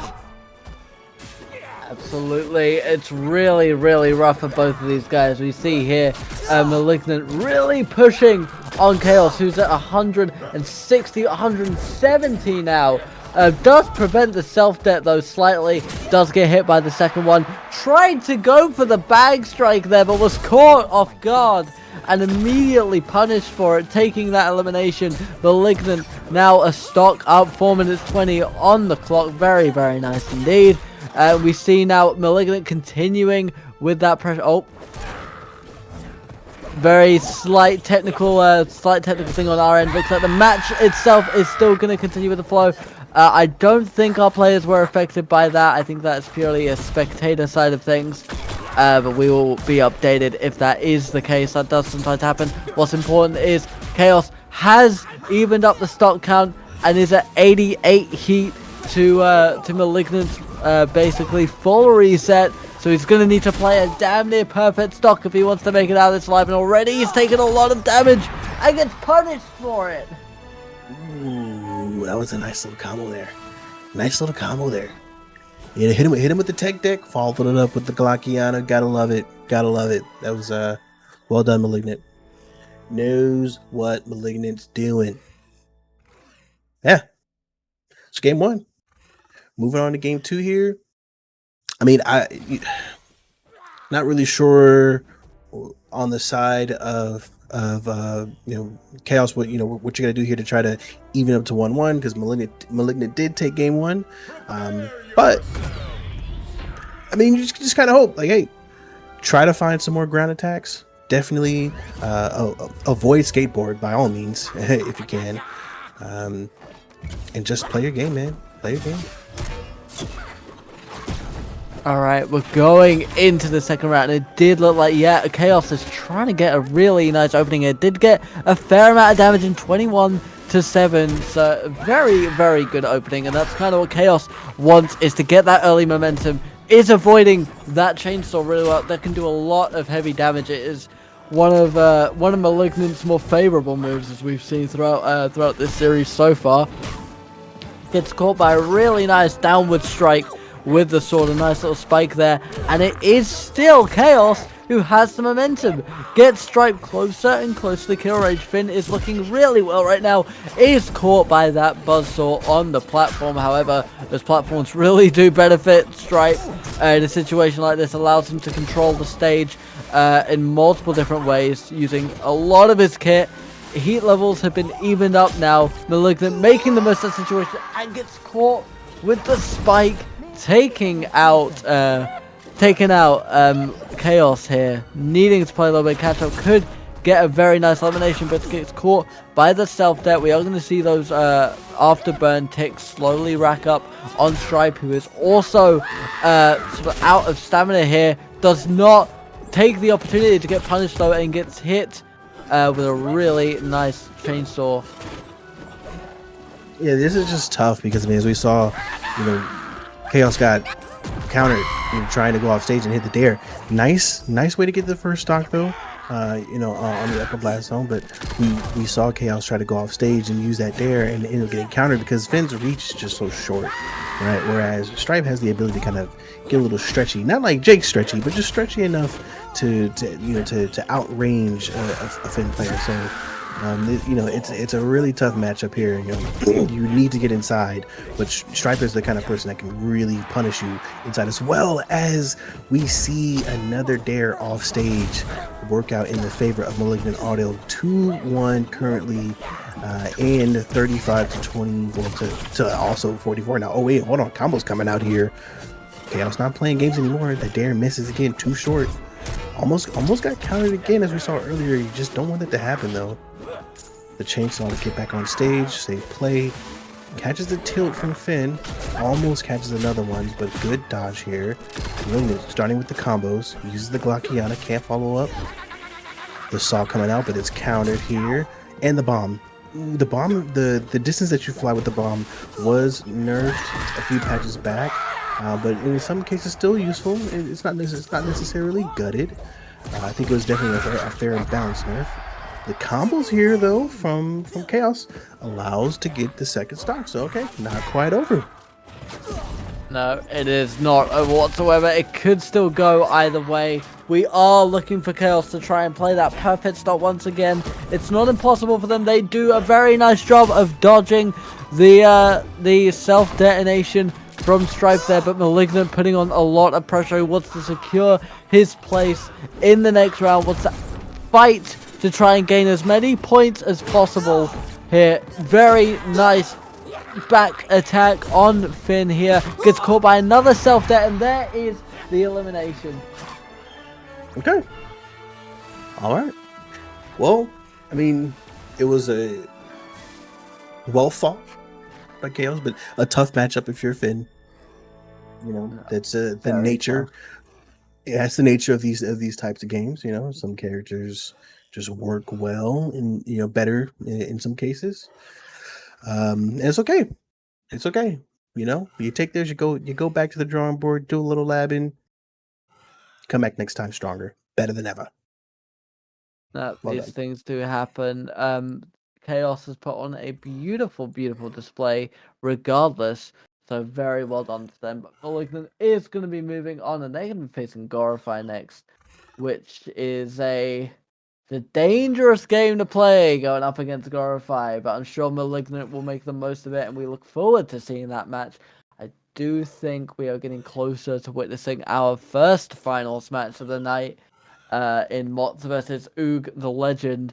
So I'll be very, very interested to see on that outcome. And elsewhere, the other quarterfinals match has also been decided for lower bracket. That is going to be Legend versus Shaft Nizzle. So Shaft is going to once again have the opportunity to show their prowess and fight to reclaim their spot on this leaderboard.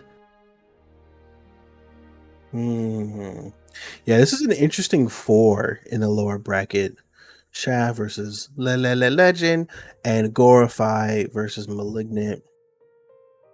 I'm assuming Gorify has been playing Morty, correct, today?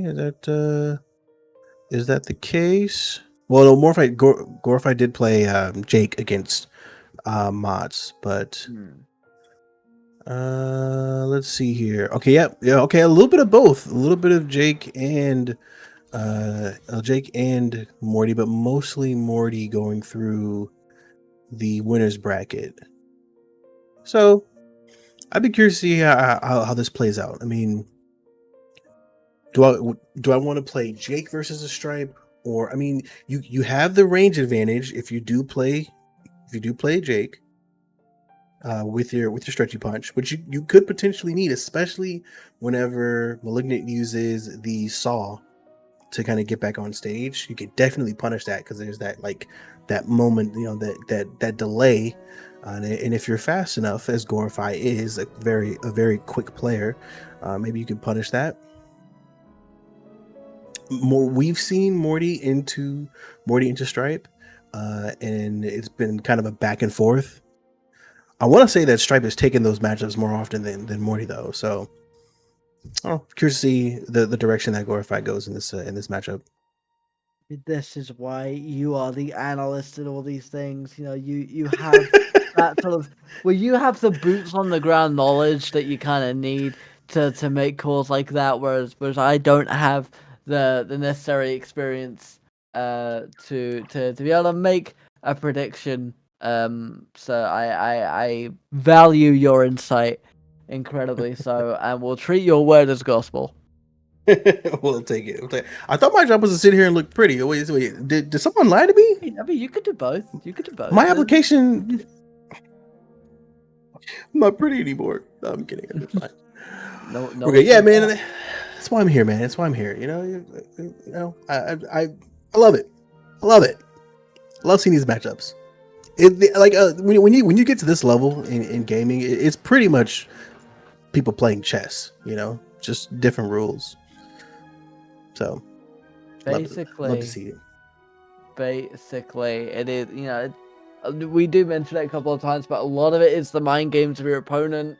Picking out the characters, sort of faking each other out, dodge timings, trying to sort of bait them in. We saw it a little bit earlier, trying to bait in Mott's into an elimination, and he just kind of takes you and punishes you for things like that. But it looks like our first matchup of this best of 5 is going to be Harley versus Agent Smith. We're not going to see much deviance, at least initially. Seeing Mott's back on the devastating kit of Harley Quinn. So it's going to be real exciting to see. I'm wondering if we will see a signature Mott special, as Juice has coined it, and I love it. So I want to get it on a t-shirt. Can't lie. Mott's, hit me up. We'll talk. Yeah, we gotta find one of the OG Mott specials when he dash attack into the Nair and then into the Sair, and find that perfect frame just before they go off stage and put that on a t-shirt straight up. That'd be awesome. Maybe we can have a talk with the production team, and the winner of the Invitational also gets a free custom t-shirt. Ooh, all right. Extra work for you, J-Dog. Let's do it.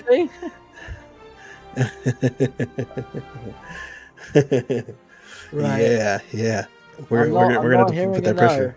I'm definitely not hearing a no. So, looks like our first round is going to be Sky Arena. Looking at these perks, I'm not sure which one that is, but I believe that's the one that goes for the gun. It's the one you bring up quite a lot, Juice. The one that allows to aim a little more precisely.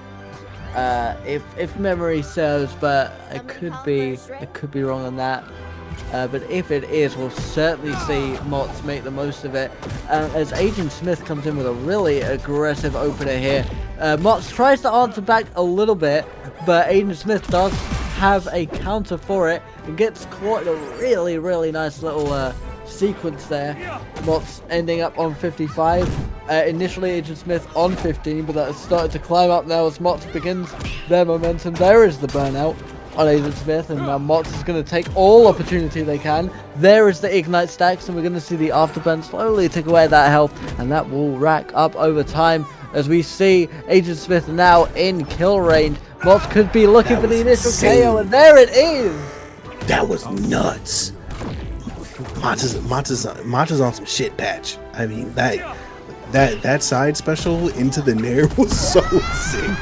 And Uzi Legend says, nah, I know you guys are praising him, but don't forget I'm still here. Comes back with the equalizer, sets it to 1-1. We get you, Uzi. Okay, we know you're here. We know you're a badass. It's okay. Now, in this case, we have seen Mots hit so many parries today, and I don't know. I mean, maybe it's Monster Punch or it's extra coffee with a little special kick to it that's got Mots' reaction time so on point today. But I'm liking it. The setups, the parries itself, actually setting himself off stage to see if he can bait Agent Smith over, which currently is actually working in his favor. He uses the other special to get the second stock. I mean, what's going on here? You know? It is insane. His timings aren't perfect. I mean, he's known for dodging at incredible speed and being like pinpoint accurate with his dodging. But these parries have been on another level. You know, clearly there's been sort of some kind of training that's going on. Maybe the amount he's been performing in Multiverses may, you know, allowed him to fine-tune that skill to a point where his parries are just as good as his dodges. Does get caught, however, by the Agent Smith, who's trying to slowly build up those heat levels. A very nice uppercut, and there is the double. It's going to even up the stock count. Now a reset on 82. We are going to be looking for Oog to play a basically perfect stock hit, and they've done quite well so far. I believe they got a parry of their own as well, but there is the opening that Mots needs. There's the Ignite, which is going to do more and more at these higher levels. We're at the point where even 1 or 2 levels of heat more can affect the amount you're knocked back. Mots does get hit by the overburn, but it doesn't matter at all. A really nice hammer strike there is going to finish up the first round, and Mots take the immediate and commanding lead. Yeah, what we're seeing is two players who are very talented, and either of them can win, the tournament. But at the same time, we're seeing a Mots that is on a completely different level, just from a cerebral standpoint. I mean, some of the things I've seen Mots do today on Harley, I mean, it's things that we've seen in the past as well, but it just never ceases to amaze us.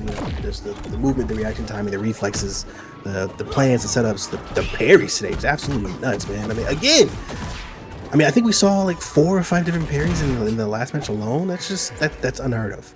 I mean, it's like yeah, no, it's just absolutely nuts. But still, nonetheless, as of right now, Uzi Legend has a little bit of a lead, 83-48.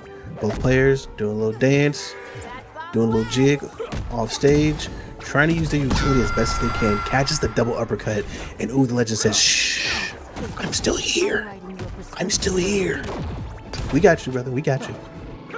Yeah, I mean, as much as that last round did go in Mots' favor, Oog did not make it easy for them, and we're seeing that happen once again. Those afterburn stacks are slowly ticking, and we do see them enter that triple-digit stage, but they are still going in with the aggression, not allowing it to change their playstyle. They get 44 damage on Mots, which is not bad at all, before finally getting eliminated and the stock reset occurs. And now Oog the Legend, we're going to see the benefit of that damage that was dealt in early doors. We're going to see that slowly start to tick up. Mots is already at 83, who is desperately trying to play catch up here, and they're doing pretty well at it. We see Agent Smith take out the Bat Bomb there. A Bat Bomb that we have not seen as much value from as we would normally see, which is a little interesting to observe. But we are going to see a beautiful dodge there from Oog, getting behind Mots. Doesn't quite completely follow it up, but that was beautiful still, and could very easily get an elimination to even up the stock count here. But at the immediate point, there it is. Before I can even call it, we are back to 2 stocks apiece, and both basically on a reset. This could go either way. Yeah, this really can, and it's been really awesome to see both players just throwing hands this time around. Again, more use of the parry here. It's like I don't know. I feel like there's this like knowing ahead of time what's to come and just being prepared for that to catch those parries. But Oog is still in this. Oog is still not giving up, still relenting. Oh, he catches another parry, but unfortunately can't follow up with it though. Gets punished as a result. Got the bat bomb on you though. You got to be careful there. You don't want to get followed up here. The bat does come through, but can't quite get Oog off stage. The uppercut with the Sair. The clone comes out. Bat bomb does not connect. Catches a second uppercut, and Oog takes game 2. Well done. Well done. Way to stay in the fight, make the adjustments, keep the aggression going. Love to see it. Very, very nicely done.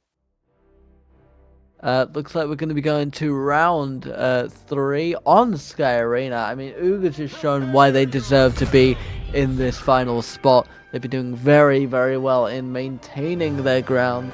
They're not letting up any kind of leeway with Mott's, making them work for this victory on both ends of it. Don't forget, this is a best of 5, and again, we immediately see that clone come out, and it does look like it did benefit a little bit. It got Mott's caught off guard, does attach the bat bomb though. I'm going to start to see those fire stacks slowly try and tick up, but honestly, Oog has done incredibly well. They've taken basically no damage, and already taken the stock from Mott. Oog might be turning this thing around. Ooh, indeed. I might have to start calling him Ooh, the legend. That was a really nice start. I mean, extremely dominant. So shout out to Ooh for really coming through game 3, starting off super strong. Catches a bat bomb though. Starting to get caught in a little bit of a blender. The ignite starts to kind of stack here, so that damage is just burning over time. Mott's not able to continue it, but catches a parry. A little taste of his own medicine into the Sair. Mott's counters with another Sair. Uses the up special but can't quite connect. The Desert Eagle on the side of Oog comes through. Now sitting at 104 heat to 92. Oh my god. Oog is not playing, ladies and gentlemen. Catches in there here. Listen, Mott's gonna really have to show up. Now, not even quite yet. Okay. It's 2-1 in favor of Oog. Mott is gonna have to do some real special stuff here in order to bring this back. The clone grabs him, uppercut into the Sair. The Dare misses. Counter Sair Dare. The side special into the parry. Uppercut Dare. Can't quite follow up though. Another Sair into another Sair. It's what? No. And the up tilt. The bat bomb. Nice placement of the bat bomb to kind of throw off Oog. Oh, another parry into another Filthy. uppercut. That was disgusting. Hey, Oog is literally in the Matrix right now. Literally. Plugged in, seats warm. I know Kung Fu. I mean, like, that was masterful right there. All right. So, this just became a series. Yep, there Yeah. it is. Do you think they There recognize it me? is. Now Oog in a position where they could completely take this finals, you know, at a 3-1, which against Mott's is absolutely nothing to be ashamed of whatsoever. Getting a really nice opening there. Mott's does slightly start to answer back. Does try to set up a little bit of a guard there maybe. Although Oog was able to break out of it, Mott's had an answer for that as well.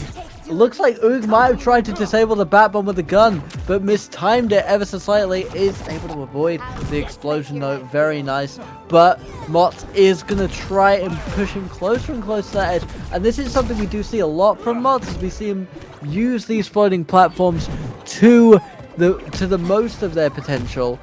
Does miss the uppercut, Oog, at this point, but follows it up with a spike and very, very nicely sort of balances himself out and catches himself and gets that first stock at 99 heat.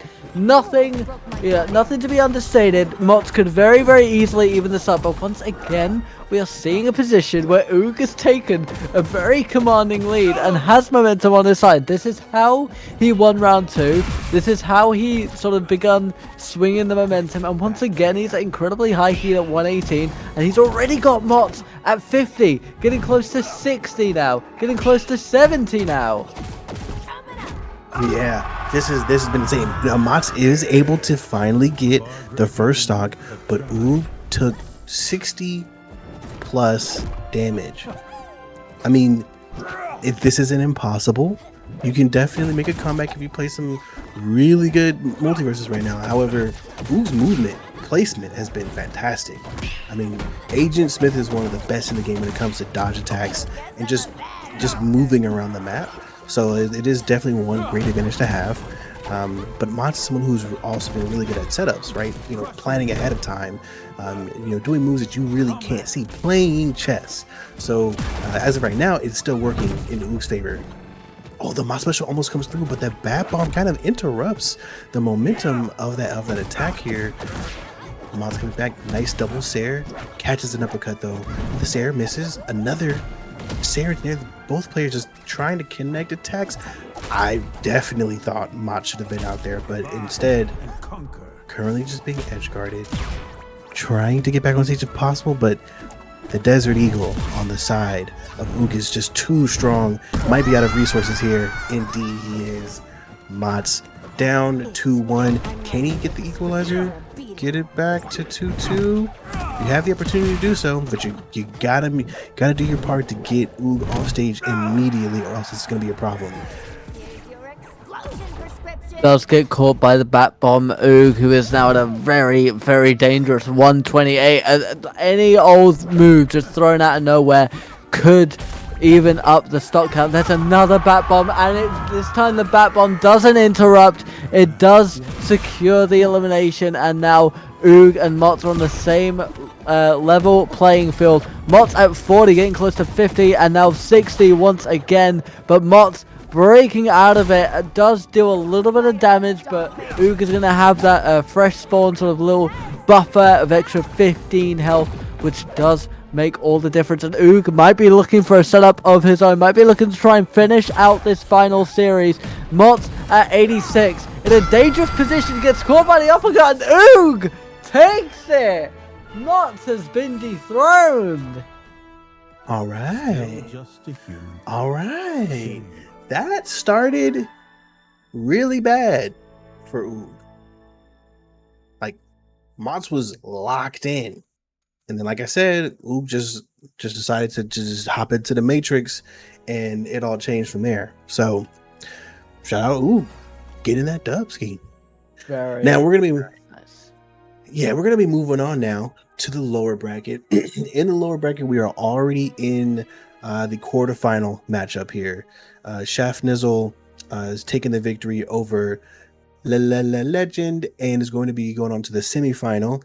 And then we're going to have Gorify going against Malignant to see who takes on Shaft Nizzle next. So we've got about 3 more matches before we get to our grand final here. This has been a pretty interesting night of matches. Are there any matches that really stood out to you so far?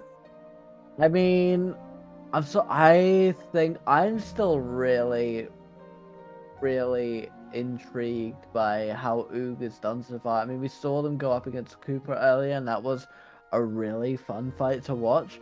But also, I think it's got to be Malignant and Chaos. I think that was, you know, whilst it was a 2-0 victory in Malignant's favor, it was really fun seeing those two kind of adapt to one another. I think we're going to have another match like that against Glorify, because again, Morty is very much like Finn in the fact that his kit is a little bit all over the place in terms of what he can do.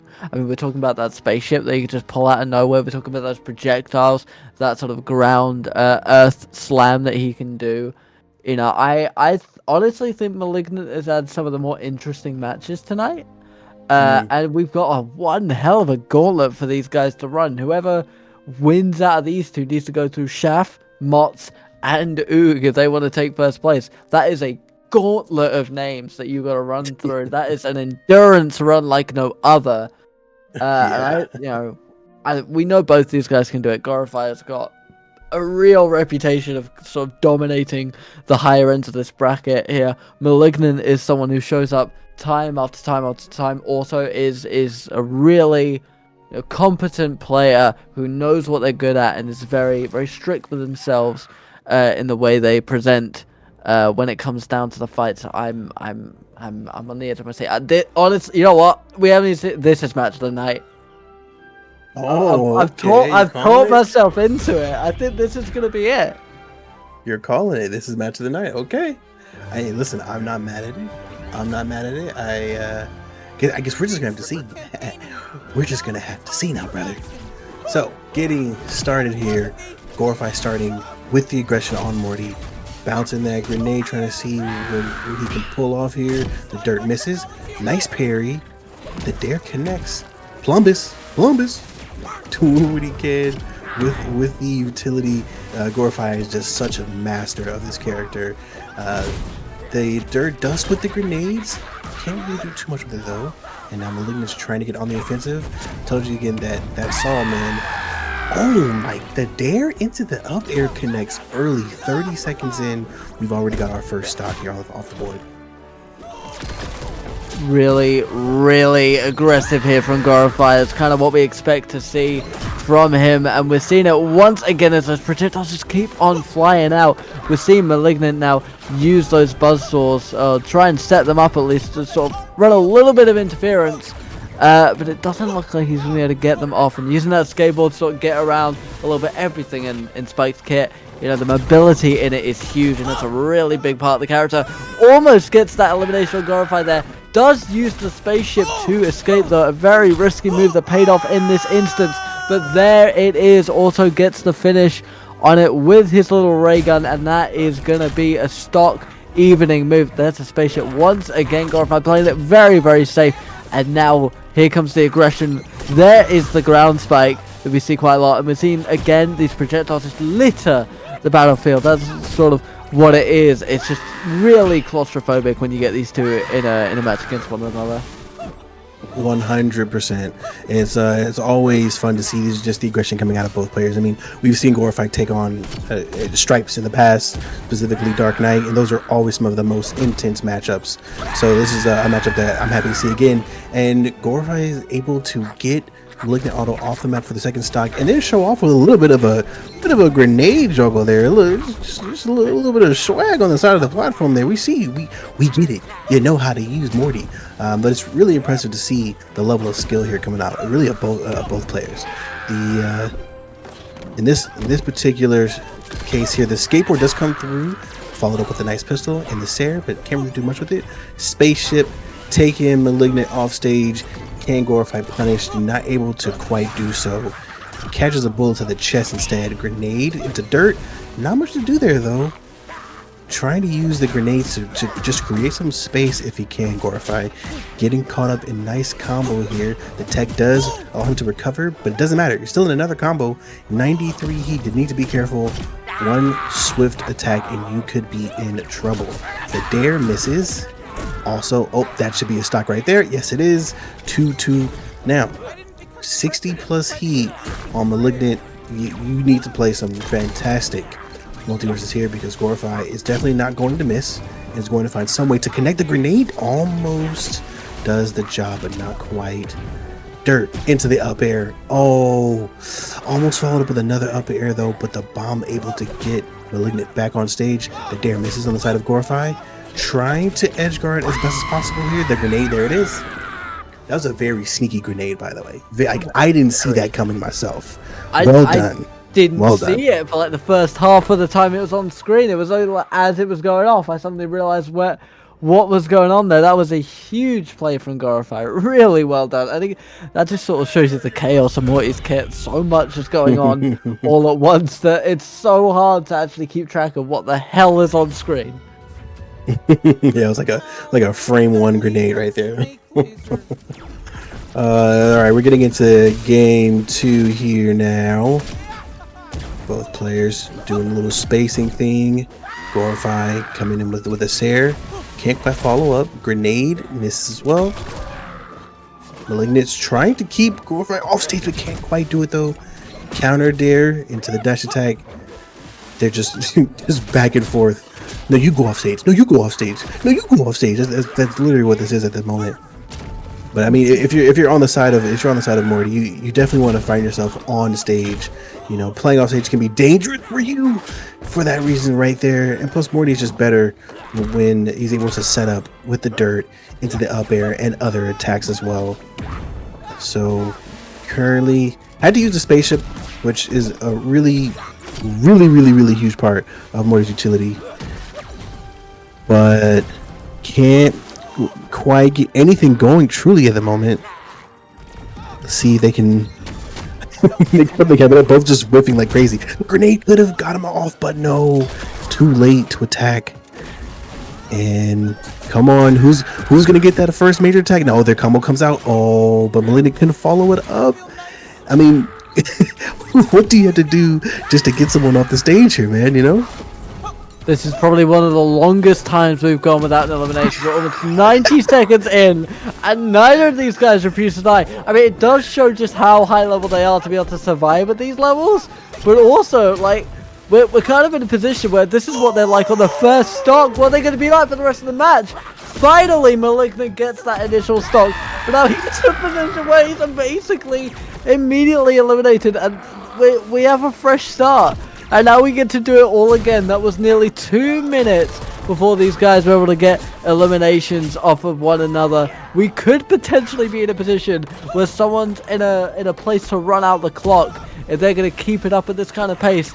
But the aggression is constant throughout. We have seen now Malignant able to break through that buffer, the spawn buffer that you get these days. Finally, Glorify has done the same for Malignant here. Gonna use the self-debt to get back on stage. These two are so close to one another, hugging each other constantly. And there is Malignant, who gets a really nice little combo off, getting Morty into 97 effectively in kill range. At this point, anything could really do it. But also, these guys can survive at 130, 150, 160. You know, we're at a stage where anything can happen at any time, or they could just run the endurance gauntlet of a lifetime. We're looking at 48 to still 97 here. Now Malignant trying to get that elimination, tries to follow up with the ray gun, but it doesn't. There is the spaceship for safety. We see the dimension door to get Morty back on stage. The self-debt isn't going to connect, and that's only going to tick up the damage on Stripe here, who's now at 92. We're basically in the same situation we were, but this time the ray gun's going to follow up the elimination. Yeah, that's that offstage move that we've seen so many times. As Glorify is able to eat it up 2-2, that offstage, you know, use of the pistol for strike is the kind of move where, man, with good placement, you can pretty much get it every time, and there's really nothing that your opponent can do except just put the controller down, you know, and say goodbye. So it's a very, very useful attack if you can get someone towards the bottom of the blast zone. The UFO comes out. Not really able to do much with it though. Glorify trying to find some way to punish any sort of incoming attack here. The saw you being using the platform does get destroyed. Oh, that pistol off the side in the dare. Oh, the follow-up, man. The follow-up with the pistol into the dare. Very well done, Malignant. Very well done. Very, very well done indeed. That is going to take us to 1 apiece. And correct me if I'm wrong, but we are in top 8 now, as far as I went. So I do believe we are in best of 5 territory. Oh, absolutely. We are indeed. Let me put this link here. There we go. Bam. There you go, chat. Enjoy. All right. Moving on to game 3 now. Both players have been just throwing hands for the last 2 games. We saw one of the longer matches take place. You know, it took over 1.5 minutes for the first stock to come out. So curious to see if the aggression really picks up this time around. UFO comes out and saves Glorify, but Glorify is just getting battered off stage. Malignant seems to have his number at the moment. Saw to get back on stage, very well played. Dodges the neutral air, saw it coming, and just knew to get out of harm's way. That bomb doesn't quite hit where he wants, but nice dodging to the air. The pistol play can't fall with this air though. Counter dare. Columbus comes out, not able to do much. The combo though, ew, brother, ew. On Glorify, I see you. That was a very nice start. Very nice start, sir. Very, very clean, and a relatively low heat level, all things considered, seeing the last match. Now Malignant is desperately trying to even up this stock But once again, Gorify holding on to that 130 level, potentially going even higher to 140, maybe 150. It's a really dangerous situation as we see that teleport come in.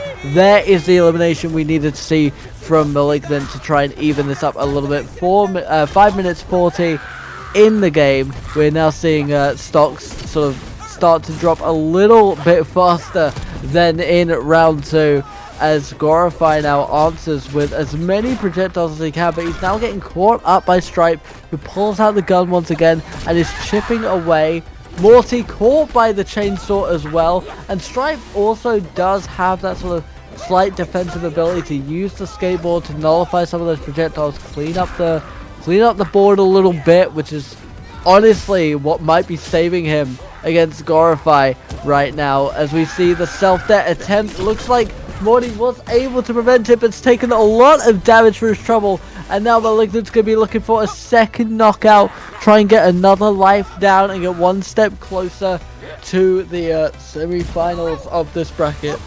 We see that spaceship come out, try and keep Morty alive, playing very, very defensively, getting that damage in where he can, bringing up Stripe to 103. Now both of them at that very high level. Does get hit by the ray gun though, and Malignant's going to have advantage going into the final stock. Yeah, Gorify was just back and elbows trying to escape that bomb, but just couldn't quite do it. Got punished. Caught that Glockion off stage. I mean, there's not really much you could do there, you know. So still able to return the favor, even it up here, 15 to 67. Well, really negative 15 to 67 here in favor of Malignant Auto. Let's see. I mean, this is definitely in Malignant's favor, but as I say that though, it's already 75 in favor of Gorify. Almost had the dodge read. That would have been an insane way to turn this match around. Currently caught a bomb to the face, followed by the Glock. 103.96. This can go in either player's favor. You know, I would say Malignant's done a great job of dodging dirt for the most part. I mean, there have been obviously some. You can't avoid them all, but the dare obviously just no. Wait a minute. What are we doing here? What are we doing here? Make it interesting. Screw it. I want to see it. Oh, I want to see some sort of back and forth off the edge to see how we can end game 3 here. Both players are definitely trying to play as smart as possible. The skateboard might come through. That's it. The skateboard came through and gave Malignant game 3. Okay. Malignant just needs one more, and you're moving on to Shaft Nizzle. You just need one more. Can Gorify make the comeback? Find out next time on Dragon. Wait a minute. It's the wrong platform. Okay, sorry. I mean, we've seen Gorify do comebacks before, and we've seen how devastating they can be, but also, this may be the best showing we've seen from Malignant in quite some time. They are putting it on a whole different level. They are, like, you know, on an entirely different wave of existence right now. This has been incredible use. And, you know, don't forget, Gorify is someone who we've seen use Stripe in the past. So it's, you know, it's that extra little thing of Gorify knows how Stripe works. He knows the kit, he knows the character, he knows how to play. And he's still being caught out by these chainsaws. He's still being caught out by these ray guns and these self-deaths. It really is a statement as to how well Malignant has done throughout this series so far. And it looks like he immediately went to try and put pressure on the Morty, who was on the edge of the arena here, as we are now in Trophy's Edge. Doesn't like Morty trying to break through it a little bit. Currently, heat levels are very, very even, both at 28, and now Gorify getting an ever so slight lead.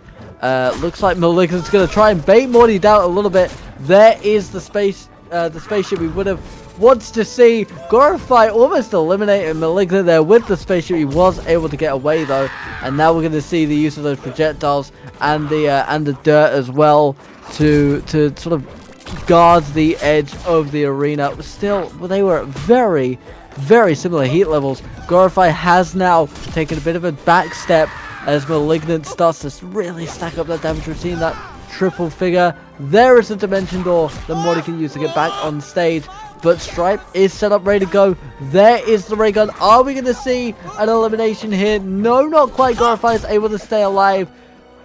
Does dodge the damage as well. It's getting really close for stock 1. Yeah, Gorfai's done a great job of staying, getting off stage and avoiding too much damage as he goes off stage and catches the proper damage to get him sent off stage. But it's like most of the damage that Gorfai has been taking has been on stage, which is where you would think Morty would kind of thrive. But Stripe is so good, and with that grounded combat. What the heck? Kind of okay. Gorfai thought it was the right time to do some muscly workouts. Trying to see if Garrett is the dash attack is able to kind of make it happen here. In that previous game, the dare off stage I thought would have could have ended it. Just because Stripe was over 100, but it happens sometimes. You don't quite get the stock that you thought you might get.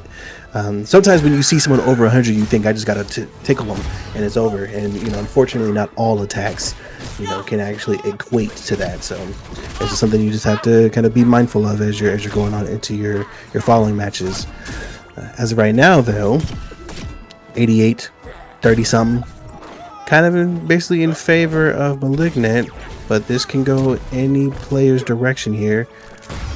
Both kind of canceling each other out here. It's almost like Gorfai knows what attack is coming in and decides, let me just get back here, but catches that tech deck to the face, unfortunately. Ooh, the grenade doesn't quite get Malignant out. Now they're just playing with each other on stage here. I mean, as of right now, Gorfai just needs to be tickled and gone. So you definitely want to play smart here. Don't catch that bomb to the face. Nice spaceship. Ooh, but catches the pistol and the dare, and that's it. That's exactly what you would expect to happen in that scenario. You can't truly avoid that. Now, this is the moment of truth here. If you're Gorfai, you probably want to play as safe as you possibly can and avoid any unnecessary damage. That is pretty much spot on money here, because any damage that the Malignant can cause from this point on is just damage you're gonna have to carry out now for the rest of the game. And we gotta remember, Malignant is just that one victory point away from running away all the way to the semi-finals. There is the elimination that Gorfai desperately needed, and now he's gonna have to play damn near perfectly if he wants to try and get advantage in this fight, try and take it to a round 5. But the thing is with Gorfai is we've seen him survive at 120, 130. We know that he can outlast most of his opponents, so he just needs to do that one more time and get as much damage out as possible. We're seeing now Stripe at 31. We need to see that heat level go up to 40 and 50 at this stage if we want to see that momentum shift. But Malignant is continuing to put up the pressure, using that gun once again to chip away at Morty's health, who is now at 82, starting to get into a very risky scenario. We're constantly seeing this sort of like 30 health deficit between these guys, which is exactly where Malignant wants to be as he hits with a gnarly looking dropkick. And Malignant in a 3-1 victory against Gorfai is going to go to semi-finals. That was a great read by Malignant at the end to use the bomb to kind of attack in opposite direction, catch that read, and then follow up with their own combo. It just seemed like it was a tough match, man. I mean, you're kind of trying to escape the utility. If it's not the saw, then it's the bomb. If it's not the bomb, it's the chainsaw. That's a tough matchup, for Gorfai. I mean, and again, Gorfai has played against Stripe players before. We've seen Gorfai versus Dark Knight, so it's not Gorfai's first time playing a Stripe, but it's just a lot. It's a lot to have to deal with if you're playing Morty. So tough matchup, but still, I mean, gotta give props to Gorfai, man. Absolutely insane on Morty, and we understand why Gorfai is always in these top 8, top 6 situations because of it. Yeah, absolutely. And that's what it comes down to at the end of the day, is the showing was incredible. And we know that they have the skill, the technique, everything you need to make it this far. Sometimes it's just a bad day, or sometimes it's just a good day for your opponent. Malignant woke up on the right side of the bed and decided, today is the day he's going to be violent. It does happen. These guys, at the skill level they're at, they're all so even that winners can be on either side of the field, and that there's nothing against that. Honestly, there'll always be next week. I guess, is what I'm trying to say. We're gonna see it again. We're gonna see Gorify storm these guys once again. Didn't get it this week, so go and take a rest. Go and enjoy yourself. You did good. You still got points, which is the big thing. In this season scenario, you still got points. Yep, indeed. I feel like if we do have a tournament next week, I feel like everyone is going to be so lethargic because they're just going to be fresh off of Thanksgiving leftovers, and no one's going to be able to focus. So that'll be really interesting to see how sluggish everyone is next week. I know me for sure. I'll be playing with turkey in my mouth at the same time, just hanging out of it. So, yeah, that'll be a fun thing to witness in the following week. You got any? Well, actually, now that I say this, you're on the other side of the world, so I mean, probably not really a thing to even consider if you're. I might just have turkey for the sake of having turkey. I yeah, might just. yeah. No, fuck it. I'm just having the turkey sandwich just because, why not? Yeah. Why not? Yeah. Why not? Turkey on rye. I mean, Shaggy has turkey on rye all the time. We see it get thrown out all the time. So I mean, if Shaggy can do it, you can. Yeah, why not? Absolutely. Not sure why I brought Shaggy into this, but it's okay. Listen, it's alright. We are gonna go into semi-finals though. We are gonna see Shafnitzel versus Malignant Auto. The Joker coming out once again to go up against the Stripe. Two very projectile favorable fighters here. One with the cards and one with not only the buzzsaw but also just that gnarly gun the Stripe can pull out. We're seeing a very, very nice opening from Shaf on this occasion. Again, we're seeing the devastation of those cards, slowly seeing those afterburn ticks stack up, and already Malignant is at a 91, going up to 96 now, where Shafnizzle sitting at 70 has been even up to an 84 very quickly. Could see an elimination here at 113 as those afterburn ticks are going to continue to rack up. Gets hit by the balloon, and Joker now uses it to position himself perfectly, but Stripe is able to defend against the knockout blow and goes for himself, and it does deliver with that gun. A very nice showing from Auto. Yeah, that was a great way to come back, persevere, stick through 144, find a way to still use the skateboard into the Glockiana and get him off stage here. So now, I mean, 150 on this. No way. Malignant Auto just got blessed. Up 2 stocks to 1 now. You caught the cane there from Joker. And so now, I mean, you're in a position where a fantastic position where you can take game 1 and try to cruise through the rest of the series if possible. But for that, you're playing against Shafnizzle, so you're definitely gonna have to play your mind out in order to do so. Definitely not over for the time being.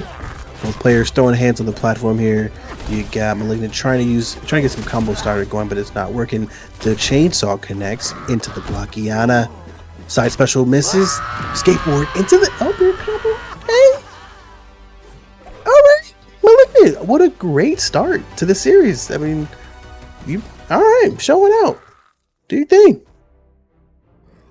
That's a very, very strong start from Malignant. Coming off of the momentum from beating Gorify, he's really starting to show he wants that number 1 spot. He is hungry for the $50. He's hungry for the points. And you know what? We could be on the verge of a 3-0 sweep right here. But I doubt that Shaf is going to let it go quite that easy as we go onto Trophy's Edge for round 2. Again, we do see Shaf with that nice opening, and we did see this in the opening of the first round. Shaf is very good at getting those openings, getting those cards up, but Malignant has the answer for it this time. Really starting to stack up that damage now. Has not been able to get any afterburn ticks. Finally starting to. Is Shaf, is the Joker, but once again, just the constant use of the claws here. And that would have been a really nice buzzsaw throw if that had landed, but it has now secured the platform for a little bit on the left-hand side. Joker trying to fight back more towards central, but Stripe is really putting the pressure on, 83 to 68.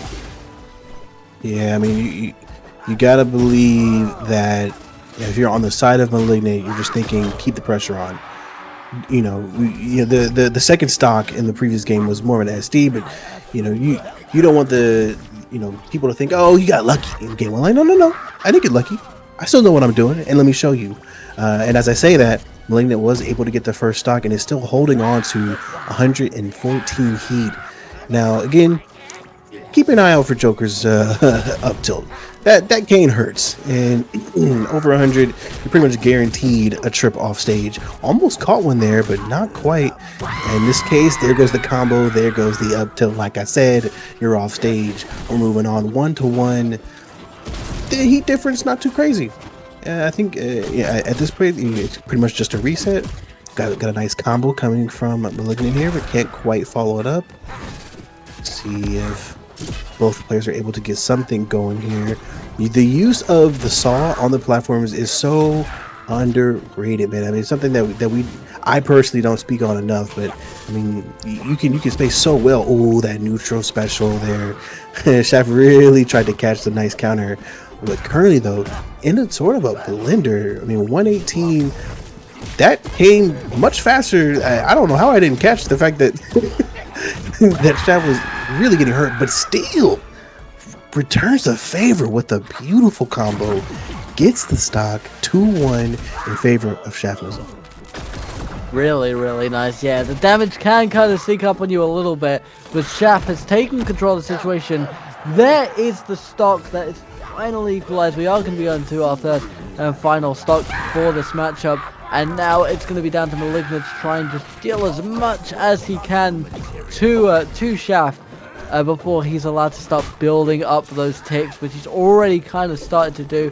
We're seeing those cards come out slowly. We're seeing that little sort of flower spraying onto Stripe here, which is slowly ticking up the damage. But Malignant is slowly breaking through. Heat levels were even for a moment, but Joker can come out with a gnarly little combo there, dealing a lot of damage very quickly, and now also going to try and even it up, which they have.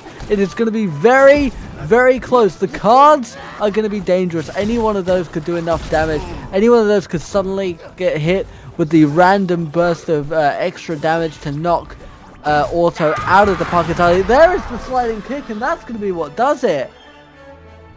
Okay. All right. We have ourselves a series.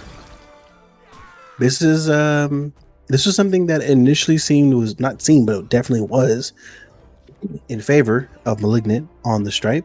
But Shaft fought back valiantly, not trying to make this an easy series at all for the competition, and you got to respect that. So going into game 3, it's tied up 1-1. Let's see, he's able to get a decent start here. Nice connection with the card. Side special misses. Bomb also misses into the chainsaw. Connection with the Galakian and the immediate stock using the pistol off stage. I mean, come on, right? I mean, if I'm Shaft, that's what I'm thinking. There's no way I just got joked like this. But it's okay though. You don't lose fool. You're still in this. Just have to keep playing your game. Really nice early elimination, and of course that is the risk of the gun, is even at those low levels, because of the burst fire that it does provide, it can just push you that little bit extra, which eliminates you entirely. Shaft is slowly racking up that damage, getting Stripe into kill range here. One very heavy move could be enough to knock him out, but Stripe is doing really well at using that chainsaw, not only for mobility but also chipping away at Joker as well as the self-debt, which is also allowing for a lot of movement. Not enough to be able to dodge out of that though, as Shaft does even up the stock count 1-all at 5 minutes 45 effectively. Shaft is in a very dangerous position though. We see that burnout from using too much stamina allow for a window for Stripe to come in and get that elimination right back, and it is now 2-1 heavily in Malignant's favor. Malignant's done a great job of just utilizing Dare and Pistol off stage to kind of keep the pressure on their opponents, and it's been really, really impressive to see just consistently how you're able to pull this off with Stripe. But Stripe definitely does have great reach. Unlike other characters, Stripe doesn't seem like he has a lot of reach, but it really can't catch you slipping if you're not ready for it. But speaking of catching slipping, getting caught by Joker's neutral special, ugh. Shake my hand, brother, and let me show you the way. Well done, 2-2. Unfortunately for Chef Nizzle, not only are you in burnout, but you're also sitting at 93% heat. I mean, unless you can keep the control like this can be a dangerous one. So watch the skateboard. That can be, that is indeed it.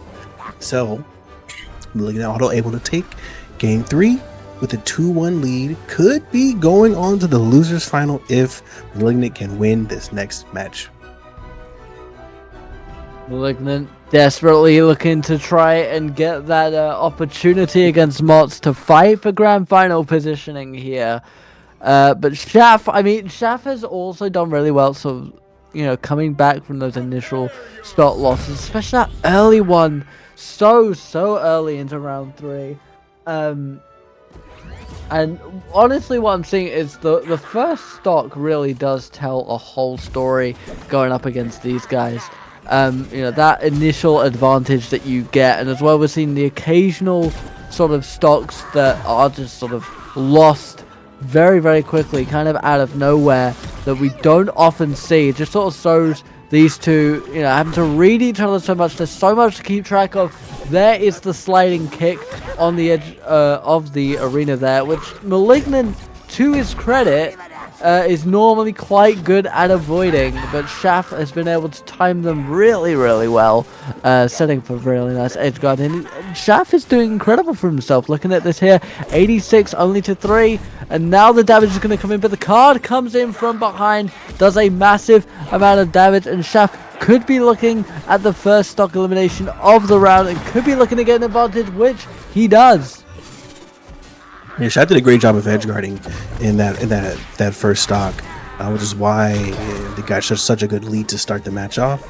And of course, uses that old man Kane to get the first stock. So this is pretty much a textbook start on the side of Joker. Even when Shaft gets called off stage, to get back on, just kind of shows his face just a little bit, throws a card, and uses that to interrupt whatever combo you may be trying to use to get to edge guard him. So it's a really good use of the utility from Shaft Nizzle. That's like I said, it's textbook. It's what you expect to see, and when you can execute it, it makes you look good, man. Now, 77 to 71, pretty close here. However, you got Malignant, who hasn't even gotten a stock yet, and is currently going to find themselves edge guarded again off stage. You really want to play some really... caught by the neutral special, but doesn't go off stage at 105 heat. You catch one Kane to the face, and it's sayonara. The chainsaw comes through, but doesn't hit anything. Almost caught another. The bomb does connect. 105 to 128, 133. Saw misses. Chainsaw gets him back on stage. Nice air. The pistol follow-up, pretty good, but the dare gets countered. That's the first time we've seen that get countered in such a way, and in the end, Malignant gets punished. 134 heat. This could be the second, well, really the first time I realized, holy crap, if you're on the side of Malignant Auto, you really got to get moving immediately. Absolutely, we could be seeing elimination any second now. There is the boosted card, though. That is gonna benefit Shaft incredibly, trying to get as much insurance as possible. Malignant at 53, it is a really risky situation, but there is the elimination that Malignant needed in order to take advantage of the situation, and desperately now try and play a near perfect stock. Although he is an entire 2 stocks behind, he really has to even this up, and we could be looking at a game 5 at this point. And now we're just going to see Shaft do that edge guarding game that he knows so very well, using the buzzsaw to secure the floating platform, something you had mentioned earlier, a very good tactic, but I think it may be just too little too late. We're going to see a lot of damage stack up, but it's just going to take one of those Kane strikes to eliminate Stripe here. It could be at any moment. The card coming back, Malignant smart enough to dodge it. It looks like he could be going for an elimination here. He knows He needs to play it risky. He needs to get them quick. But there is the burnout. Using too much stamina. Not able to capitalize on it, though, is Shaft, who does get away with the balloon. Misses the card, however. Gets him. I'm not entirely sure what that was. And Malignant gets the stock. We are going to final stop, but it could be game over. Oh yeah, I definitely thought that was going to be it right there, but the Kane doesn't quite do the Kane things, but the Joker card comes through to end that matchup. Man, if it's not Stripe's pistol, then it's Joker's Joker card. I mean, pick your poison, brother. They all hurt. So now we're going to game 5. Malignant Auto versus Shaft Nizzle. Two names that we've seen time and time again in these tournaments. Two talented players trying to get on to the next matchup against Mott's in the lower bracket final. Game 5. Let's get it going. Now, what are we going to do to get this match started? We're going to dodge. That's what we're going to do. We're going to dodge twice and hope that we can make some sort of thing work here. Whenever Joker dodges, it's probably one of the best looking dodges in the game. He just looks like he's just swiftly dancing, you know, like some like 1930s swing dance is about to happen. Able to kind of get some connections going here, but wait, Malignant able to double dare off stage. That was a disgusting way to start this matchup. It wouldn't be the first time that we've seen Malignant get an early stock too in this match. So this is something that was really going to benefit him in the long run. You gotta, at this point, try your best to get as much chip damage as possible. You don't even need to necessarily play risky. Just play smart, play strategic, play conservative. Every hit matters at this point. Every bit of heat that you do to Shaft Nizzle is just giving you an even wider advantage. 53-73, 67 now, even things up. The dare from Shaft Nizzle does confirm the first stock, so they're tied up. But again, we're looking at -15 to 71, so this is going really well for Malignant. It really, really is, and he's just sort of demonstrating what we've been saying all night, that he has an endurance that is, you know, very unique to his playstyle in the ability to survive as much as he has, although he gets caught by the Joker card.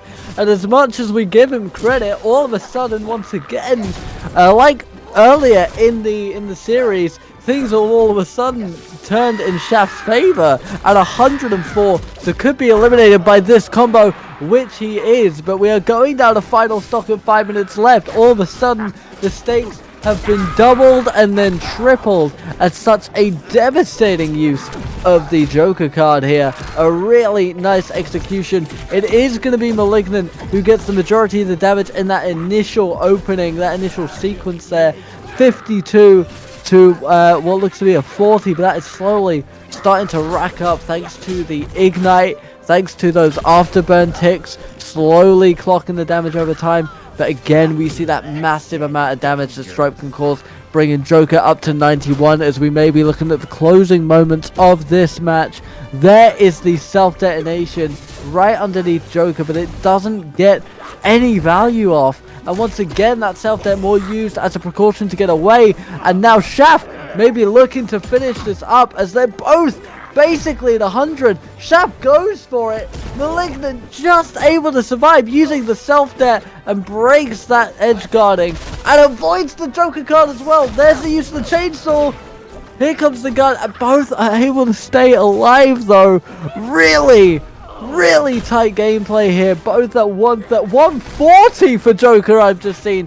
There are the playing cards once again. This could be over at any moment, but both are holding on. There's the Joker card, and finally, Shaft is able to finish up the series.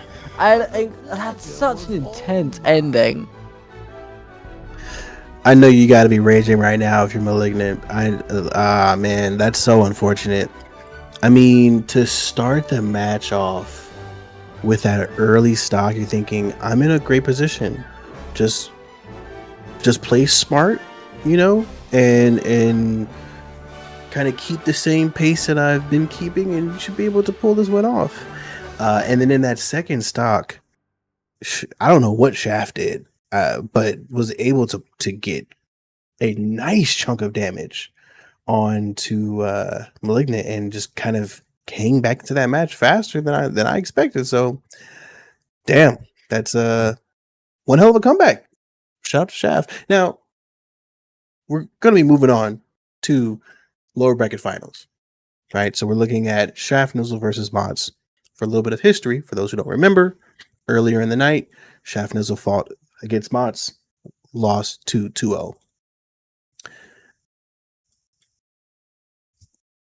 I mean, you have to think to yourself that for this particular matchup, Shaft is thinking, all right, I gotta regain, right? Just fought a really tough stripe in Malignant Auto. I need to regain. So that being said, we're going to give Shaft some time to regain, and we're also going to regain as well. We're going to take a short break, and we will be back in just a few minutes to continue the tournament.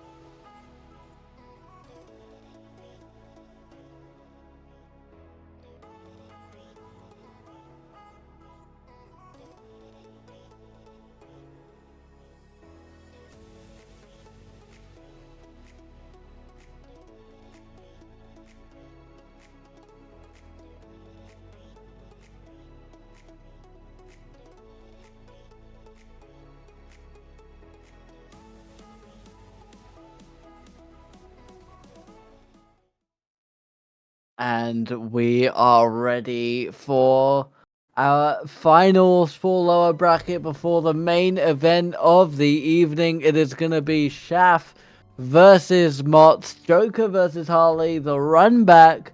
Shaf is going to have an opportunity to right the wrong from earlier in the evening and try to show Mott how much he has improved in this short time since their last encounter. Mott's, on the other hand, looking to try and get the rematch against Oog Legend that knocked him down to this position. The winner, of course, will be moving on to grand finals to try and get number one. But we're looking at our top three for the evening, and it is a really impressive top three. Not one I would have necessarily predicted, but one I'm glad I got to experience. Indeed, unfortunately, our dark horses didn't make it, but that's okay because we're still going to get a great matchup. I mean, we're talking about Harley versus the Joker. Again, we did see this matchup earlier, okay, and Mods did take the victory. But this is the opportunity for Chef Nizzle to say, "I'm back, bro. Guess what? You got to beat me twice, right?" So, can only imagine. There's a little bit of frustration, which can be fuel depending on the player, and I just want to see who's gonna come out swinging. I'm real excited. I'm real excited to see the outcome of this. Whoever it is, we've got a damn fine grand finals waiting for us at the end of the road. But let's get through this first as these guys finalize their information and get ready for what is going to be a really heated match. Best of 5, of course, at this stage. No, I'm super excited. I'm super excited. We saw Malignant earlier, and I was rooting for him against Mott's. You know what? I'm going to do it again, Malignant. You got this. You've been climbing through that lower bracket. You just shown Shaf Nizzle. Sorry, not Malignant. I was reading the thing of CVB. I'm all for it. It's nearly 6 a.m. I was talking about Shaf, who was able to beat Malignant. Is why I get the name switched up. English is not my first language. My first language is sarcasm. So we're gonna take it on Sky Arena. Juice, over to you.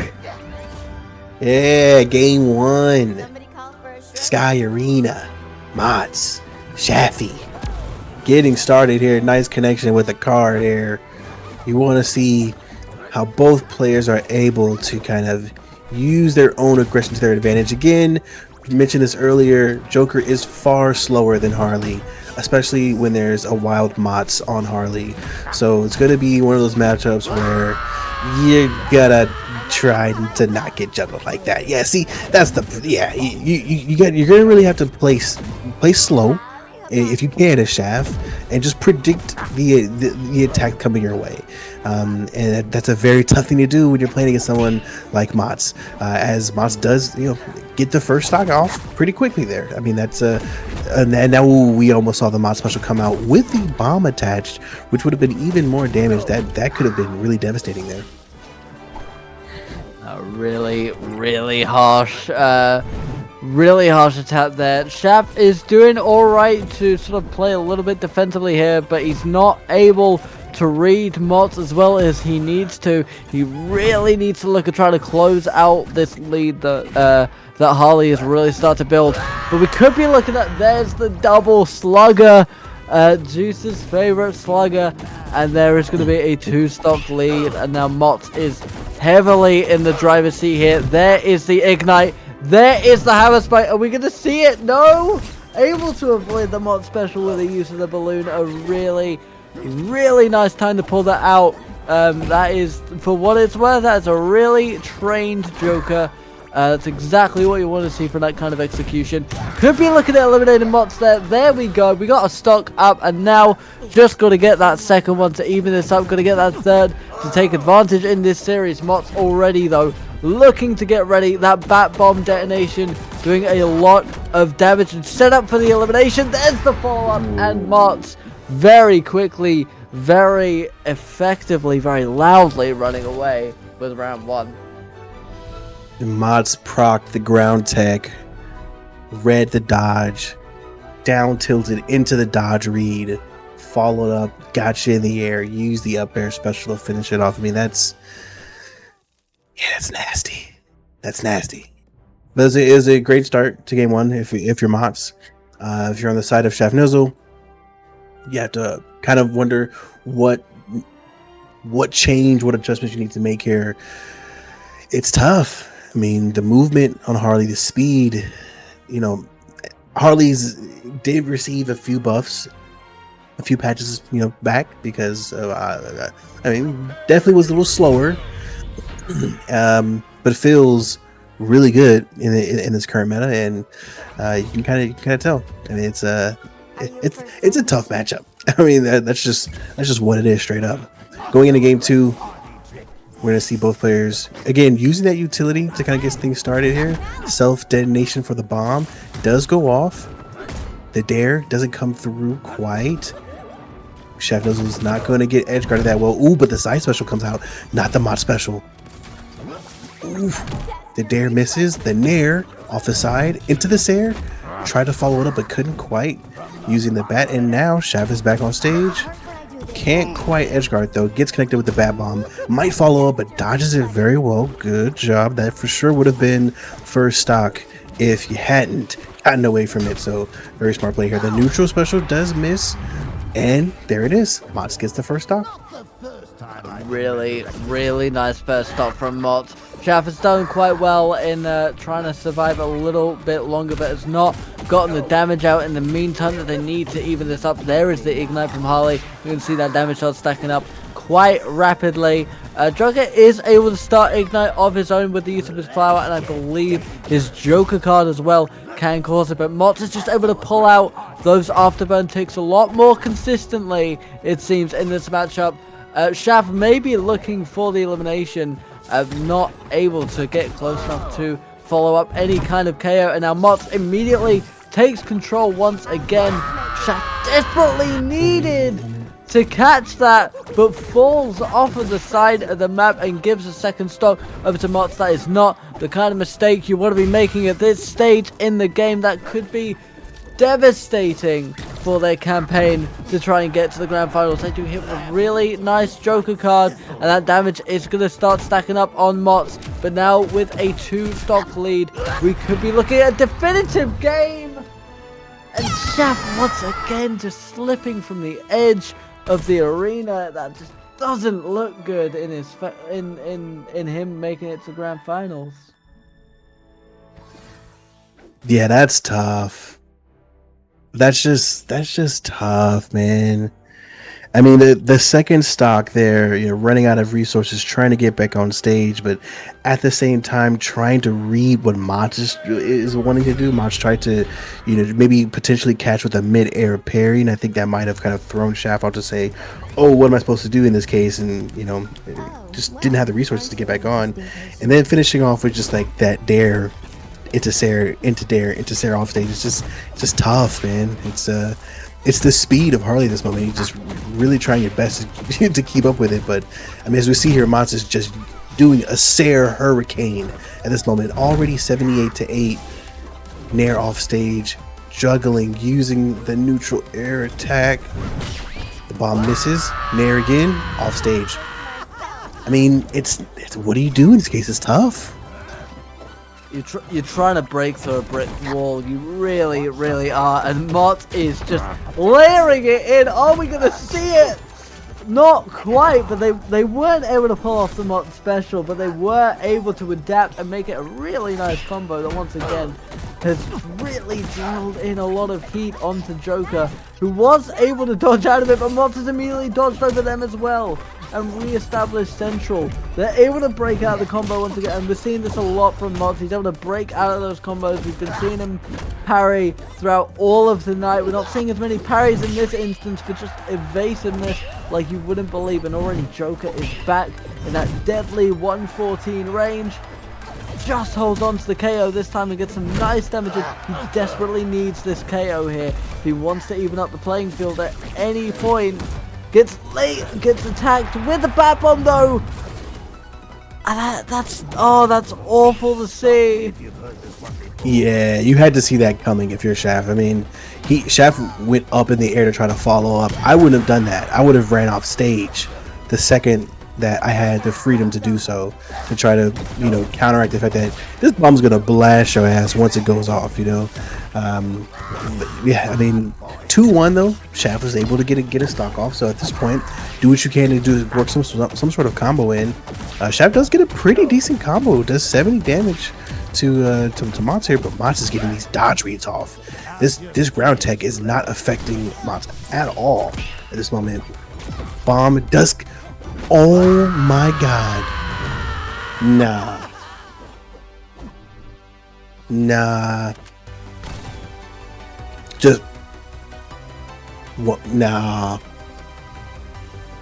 That was one hell of a connection.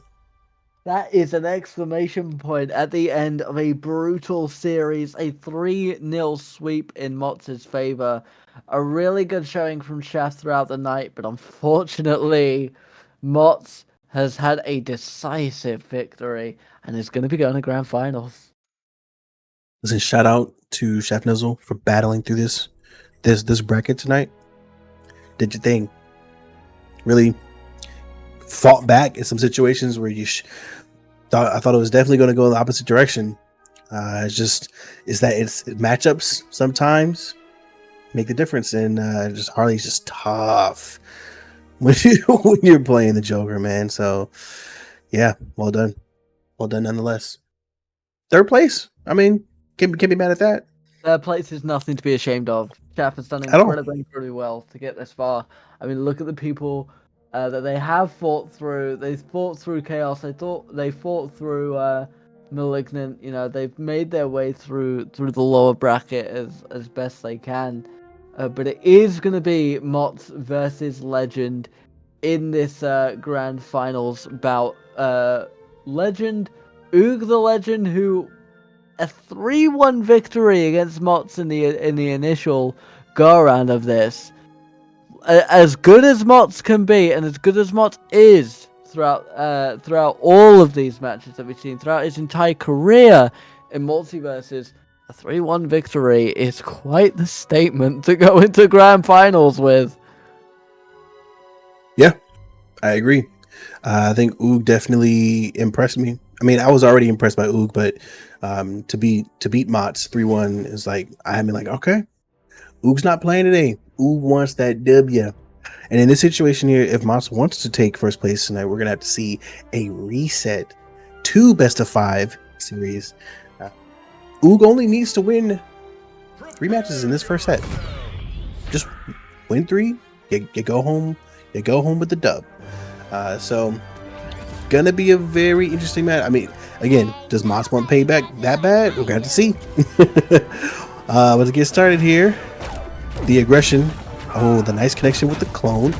Second uppercut does miss, and Mott's is on the attack here using Sayer to attack, but using that spacing, Mott's knows that Oog definitely wants to get inside and play just as aggressive. Nice dodge, but doesn't work out in his favor. Use the dodge attack to sort of get some aggression going, but Mott's does counter it well. Nice use of the Sayer. The clone doesn't connect. Good dodge attack. Get inside. The uppercuts make some do some decent damage there. But say hello to my little Nair, says Mott's. The Bat Bomb connects. Can't follow it up though. Both players doing their best. Oh, there's burnout right now on Oog. If Mott's can get inside. Yes, and he does. Double Sayer, triple. The up tilt and the bat to start the match off. Okay, that's the start that you want if you're Mott's. That's the start that you want. Very, very strong start. That is a statement to lead as they go up against the winners finals champion in Oog, who is now dishing out a lot of pain in return. Gets Mott's at 103. We could be looking at elimination. A real nice dodge and a downward spike to even up the stocks. This is basically a clean reset for both of these guys. 20 damage difference between them is not a lot at all when you're at this level of play, this level of skill. The height at which these guys are performing is absolutely incredible. But there is Mott's with a deadly combo. That is 80 damage in a fraction of what would normally be a sequence here. Just moments have passed and already at triple figures. Incredible showings. Agent Smith is trying to do as much damage as they can, trying to land that sort of spike. Got a bit of a combo building up here, trying to build up a little bit of a cycle. able to dodge out of the double uppercut. Both of these guys able to deal so much damage so quickly. Mott's already on 95. We could be seeing another elimination on their end as well, which would take us to final stop for round 1. But Mott's definitively trying to go for the elimination as quickly as possible, knowing they're in danger. Yeah, man, the way that Mott's is reading Oog right now is kind of similar to how Oog read Mott's in that first series. I mean, it's like it's almost like Mott's is like 2 steps ahead in some of these engagements. It just uses it so well. Now, as I say that, Oog was able to get the second stock. So now, I mean, we're looking at 2-2, but it's dangerously in Mott's favor. It's the bot connects. The bot. The bat connects. And Mott is able to take game 1 of this best of 5 series. This is what I was expecting to see, is Mott's come in fired up, ready to go, and wanting to get payback. Now, correct me if I'm wrong, in the first series between these two, Mott's did win game 1, and then Oog took the following 3. So we'll have to see if we're going to see kind of the same thing happen here. Game 2, let's get it going. Here we go, back over the trophy's edge, and already it looks like Oog is going for a really, really tight opening, not trying to give Mott any kind of space to establish themselves. There is the bat bomb, immediately defused though, very nicely done. And parried on the spike from Mott. Those parries coming out once again. Misses the uppercut though, and Mott is able to answer back with a spinning kick. A tornado of blows here. And now Oog is just trying to play catch up with heat. 53-72. We're in a position where either could take the lead in this initial sequence, but once again it looks like Mott is ever so slightly in the lead, and that lead is growing by the second. A very nice use of Ignite there, getting some afterburn in on Agent Smith, who is now at 123. A really dangerous place to be. Hit by the slugger, followed up, but the second one isn't enough, and Agent Smith is able to survive. It takes a third sequence to take Oog out of it, and Mott's now with a very strong 1-stock lead, 5 minutes 50 seconds in, and still at 66 health. I was surprised that Mott had to hit so many of those bats. The up special in order to actually get that. In order to get that first stock. But as in a response here, the Legend just decides to just fly off stage and do what they gotta do. Now we're evened up here. The Mott's Sayer off stage, almost trying to get an easy stock if possible. Both players using that spacing well. Nice uppercut. A little combo, but it doesn't really connect here. The grab from Oog, solid connection, dodges the down tilt, and now on the attack here, going to start edge guarding as best as possible. Oh, but no, Mott has control now. Both players using that utility, cancels out pretty well. Not able to get any real chance going, but the double uppercut does come through. So there it is. Oog now has the lead, 2-1.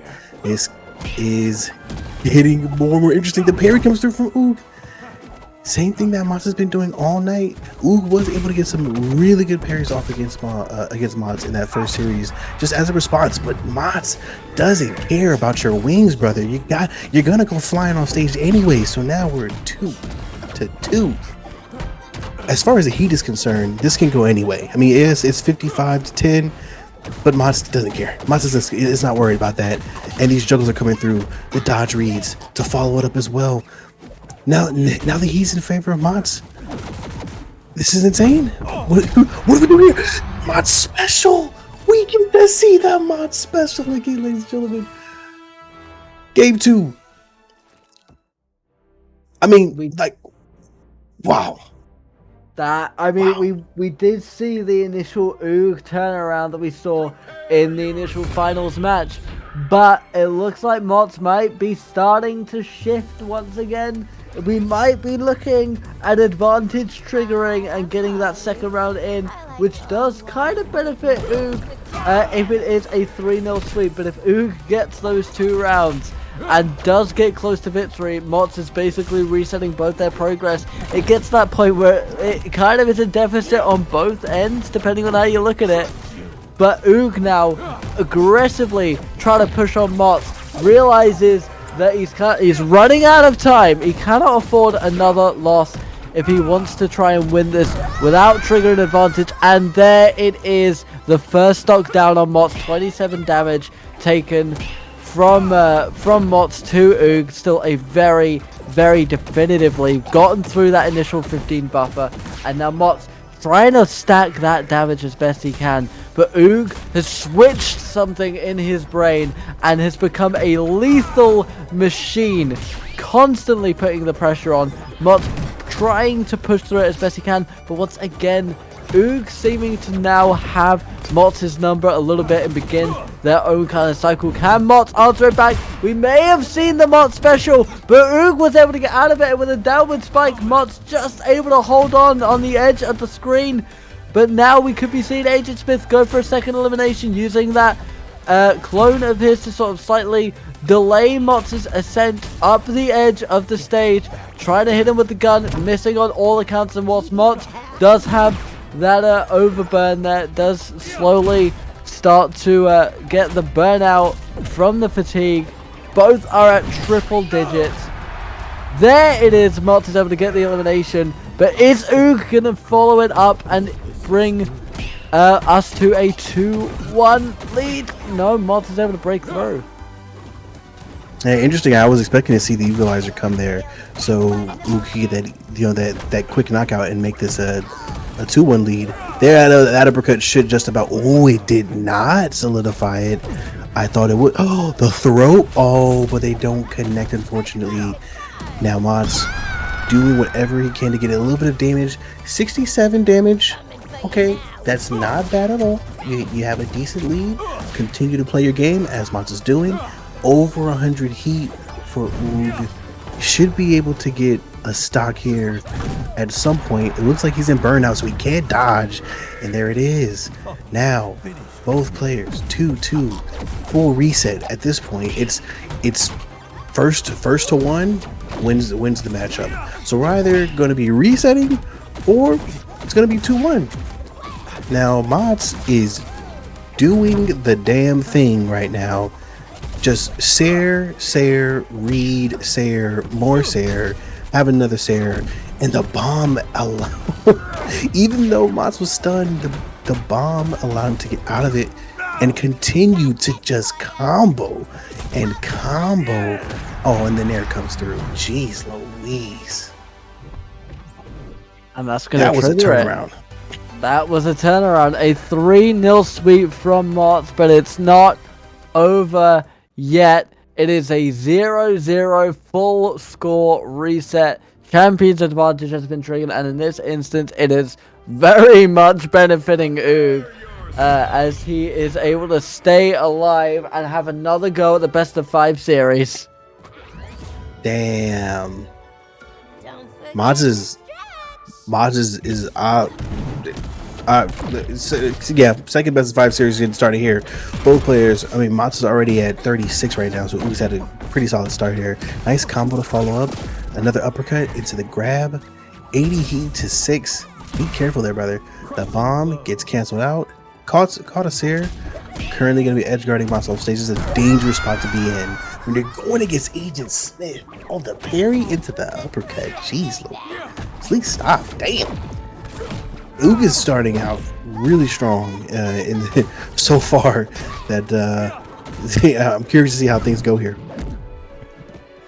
And now it looks like he's setting up that edge guard slightly. There it is with the gun, but it looks like no, Harley was able to break out of it.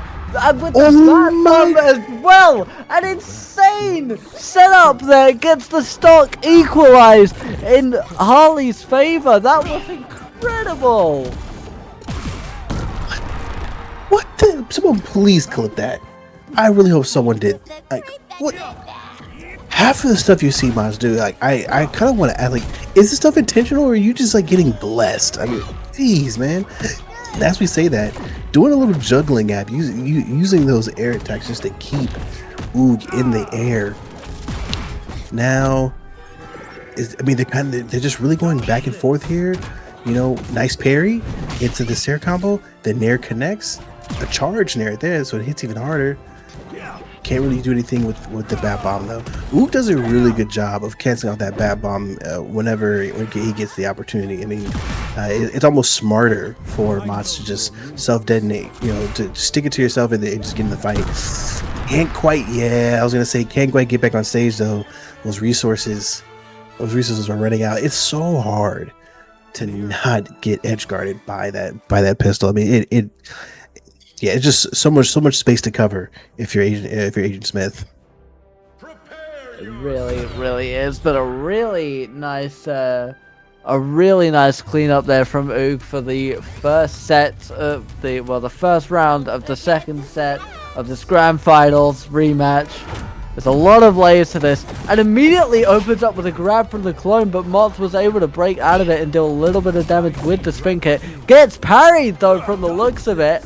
And now, once again, Ook is immediately piling on the pressure, realizing that time really has run short. There are no lifelines left in this series. He really needs to get this win definitively, because if Mots is allowed to get that momentum, we could see another 3 rounds gone in the blink of an eye. A beautiful kick from Kali there, slowly dealing up that damage. 70-70, a very even playing field, able to get through the bomb, able to dodge out of that.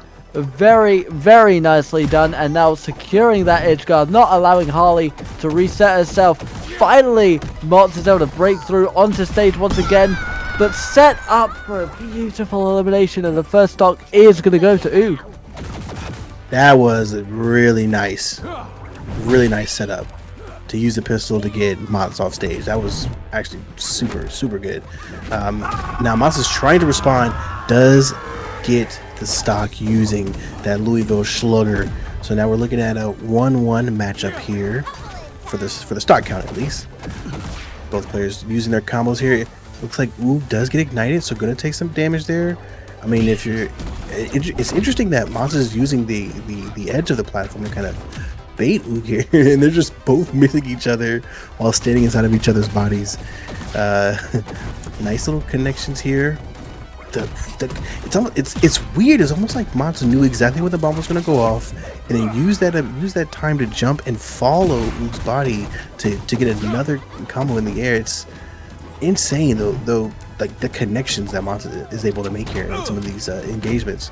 Now burnout on Ook, which is a dangerous spot to be in, because you just caught a combo and you got sent off stage. And now Mots with a 2-1 stock advantage as Ook does try and follow up, trying to even up those stocks now. Desperately needs to try and get an elimination on Mots. Does defuse the bomb with the gun there, a very nice maneuver. But Mots is doing very well at stalling on the edge. Could be looking at elimination there. There it is. And Ook at only 32 heat. This could still be very much in their hands here, but it's going to be a very even final stock for this round. 4 minutes 20 on the clock as we see the clone come out. Harley dealing with it thanks to her own gun. Very nice. And now Mots taking favorable position on the edge of the stage. Agent Smith trying to get over them, but not able to. He gets a really gnarly hit from the hammer set up by the Slugger, not able to follow up the blow though. And there is the Bat Bomb as well as the Ignite. There is the hammer, and Mots takes round 2. We are 1 apiece. Damn, this series is this is neck and neck, brother. It's just neck and neck. Mots wants this. You can definitely see, and Ook wants it just as bad. I mean, I don't know how many tournaments these guys have played in tonight, but you guys gotta be tired, right? I mean, like, are your fingers not aching at this point? I mean, there's so much multiverse happening right now, and that you have to wonder, who's got the most fatigue, or does it matter? They got those Monster Punch drinks, just right there with the IV in the bloodstream. So be it. You gotta do what you gotta do. Now, in this game 3 matchup here, pretty even so far. Not too much going on. You got Ook starting off with some uppercuts. with the double follow up. The Sarah can't really connect. Again, Sarah can't connect. Another uppercut to follow up. 97. Harley Shippy going off stage at some point. Mod's trying to follow up and get some damage back on the other end. Nice combo to get started. Bat Bomb does connect. Follows up with another Sarah. The Nair doesn't quite connect the. Ooh, oh no, that's bad. That's bad. Yeah, that's a stock there, brother. Gotta be careful of those Haitians. Go ahead and do your little dancer. Ooh, I can see it. I see you. Although Oog was caught with a parry there, trying to deal with the Jack in the Box, and that has allowed Mots to really get in that damage. Oog now at 92. They have the stock lead, but gets caught by the clone, able to dodge out of the second uppercut. We could have seen a very early elimination there on Harley, but Mots skilled enough to able to avoid it, but it's at incredibly high levels of heat already at 93 before even taking the first stock off of Oog. There is the second one. Oog with a 2-stock lead now can almost afford to take this elimination to get a full health reset, you know, nullify the amount of knockback they will be dealing with, but chooses instead to just try and deal as much damage to Mots as they can. A very, very good use of the edge guard here once again, knowing that this is where he's at his strongest. But again, Mots with the parrying, the perfect timing, able to play really, really well into his opponent, but constantly getting caught by these spikes and these uppercuts as that damage starts to chip away. There is the first stock that Mots needs to try and get round 3. We do also see the planting of the Bat Bomb, which is really nice as we start to see those Ignite stacks. There is the 5 we need to start seeing that damage chip away. But the other thing we got to keep in mind is they've still got that whole other stock ahead of them that they need to somehow get through. Oog at a very, very monstrous lead here as they try and establish the guard. The Bat Bomb does slowly break through. Mott's now at triple digits though, and we do see the burnout. There is the setup for an elimination, but they back away from it with the use of the hammer. This could be all Oog as we get into the closing moments. This is insane. I mean, this is just the way that they're fighting right now is so intense. I mean, getting the Bat Bomb caught onto Oog, and he's trying to like predict when it's gonna detonate and try to dodge it. But it's like the edge guard on the side of Oog Legend has been so dominant. I mean, as Oog's able to get the final stock here, I should have known this would be no chance. in the 2-1 lead, this is getting intense. I mean, if Oog does take this, I will say that the story for today is Edgeguard. The Agent Smith's ability to use that pistol on the edge, man, is just... I could have sworn there was a limit on how many times you can fire off the pistol. I don't know if I'm just dumb or if that's been changed, but just being able to just stand there and just fire over and over again must be so irritating if you're on the receiving end of that. As we get into game 4, nice parry there from Mods, starting with a nice little Sarah combo, gets Oog off stage. The Bat Bomb connects, knocks him in the air. Ooh, it looks like Mods was trying to read a dodge, but Oog actually decided not to do it at all. What a combo here! Ooh, the Nair gets parried. Combo starter, uppercut. Ooh, we can't really follow too well though. Got a Sarah coming, and Mots is trying to get off using that Louisville Slugger there. Uses the Nair, able to get the first stock. Only 53 heat, so you're feeling pretty good right now if you're on the side of Mots. Absolutely. Mott sort of knows that they have the ability to stack up those eliminations in order to get the win. Honestly, once you got that first stock and you have that momentum on your side, yeah, that really can tell the story of a series the way it has been so far. Mott's almost set up for a second elimination there, and now Oog desperately needs to try and get this third and final win of the night to take first place. But they are at 79. We see that burnout as well as they run out of stamina, unable to dodge. There it is though, they get the elimination they needed, but at 90 heat, that is going to be a really dangerous position for them to be in. Harley hit with the silence for a little bit. That is going to slow them down just a touch, but Mots has been able to handle it very, very nicely. There is the bat bomb. The delayed detonation was absolutely what Mott's needed to deal the damage. And now we have Agent Smith at triple digits, 107 to be exact. Mott's trying to set up for that elimination, but caught in the Agent Smith cycle once again. Hits with the hammer, misses. No, sorry, I thought that was going to hit. But the beautiful dodging from Oog was able to avoid it, and now Mott's at 94. Either of these guys can go at any point. Oog has taken the elimination. This is incredibly close for Game 4. Mott's desperately needs to get this stock and desperately needs to try and take the lead once again if they want to get to the final round of the night. Ooga just trying to last long enough to survive and call themselves champion for the week. This could go either way. Yeah, unfortunately, I think that Mott has kind of overused the Nair in this case. There have been some scenarios when it totally made sense. But then there have been some situations where even I'm reading it and I'm like, that's an easy dodge. So, I kind of feel like maybe you want to use it a little less and don't catch those uppercuts. That's tough. That's harsh.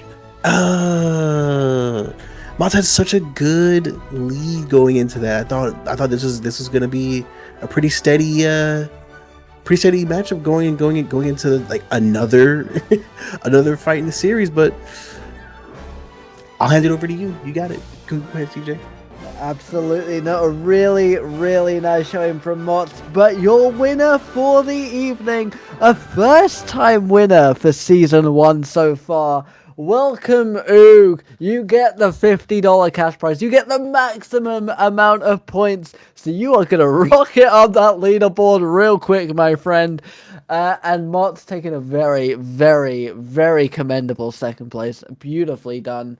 But that is going to be it for the week, ladies and gentlemen. We do apologize for any technical difficulties that have taken place throughout. But we appreciate you guys for sticking out with us as long as you have. It's been absolutely beautiful to see. And whilst we get a raid set up for you, I'd like to thank Quang, who has been our production manager for the night, who's done a really good job of keeping us on our toes and making sure that all our problems get fixed. He's done beautiful. And we are very appreciative of him. Thank you so much to Kat and Josie, who I know were doing a lot of moderation in the chat and in the Discord. You guys have been brilliant. And Juice, thank you for sitting here with me and watching some incredible, incredible matches. Ooga's absolutely earned that win. Any closing remarks? That was friggin' awesome. I love it. Shout out to Oog, man. Shout out to Oog. Show that Agent Smith off. I like it. Yeah. Keep it going. 100%.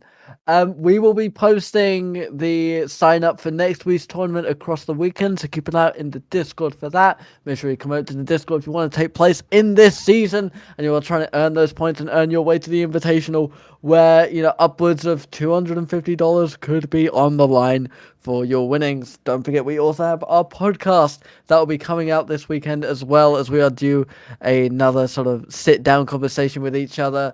Where I've got a couple of things I want to talk about because some stuff that's happened over the last couple of weeks, and I've got some opinions on it.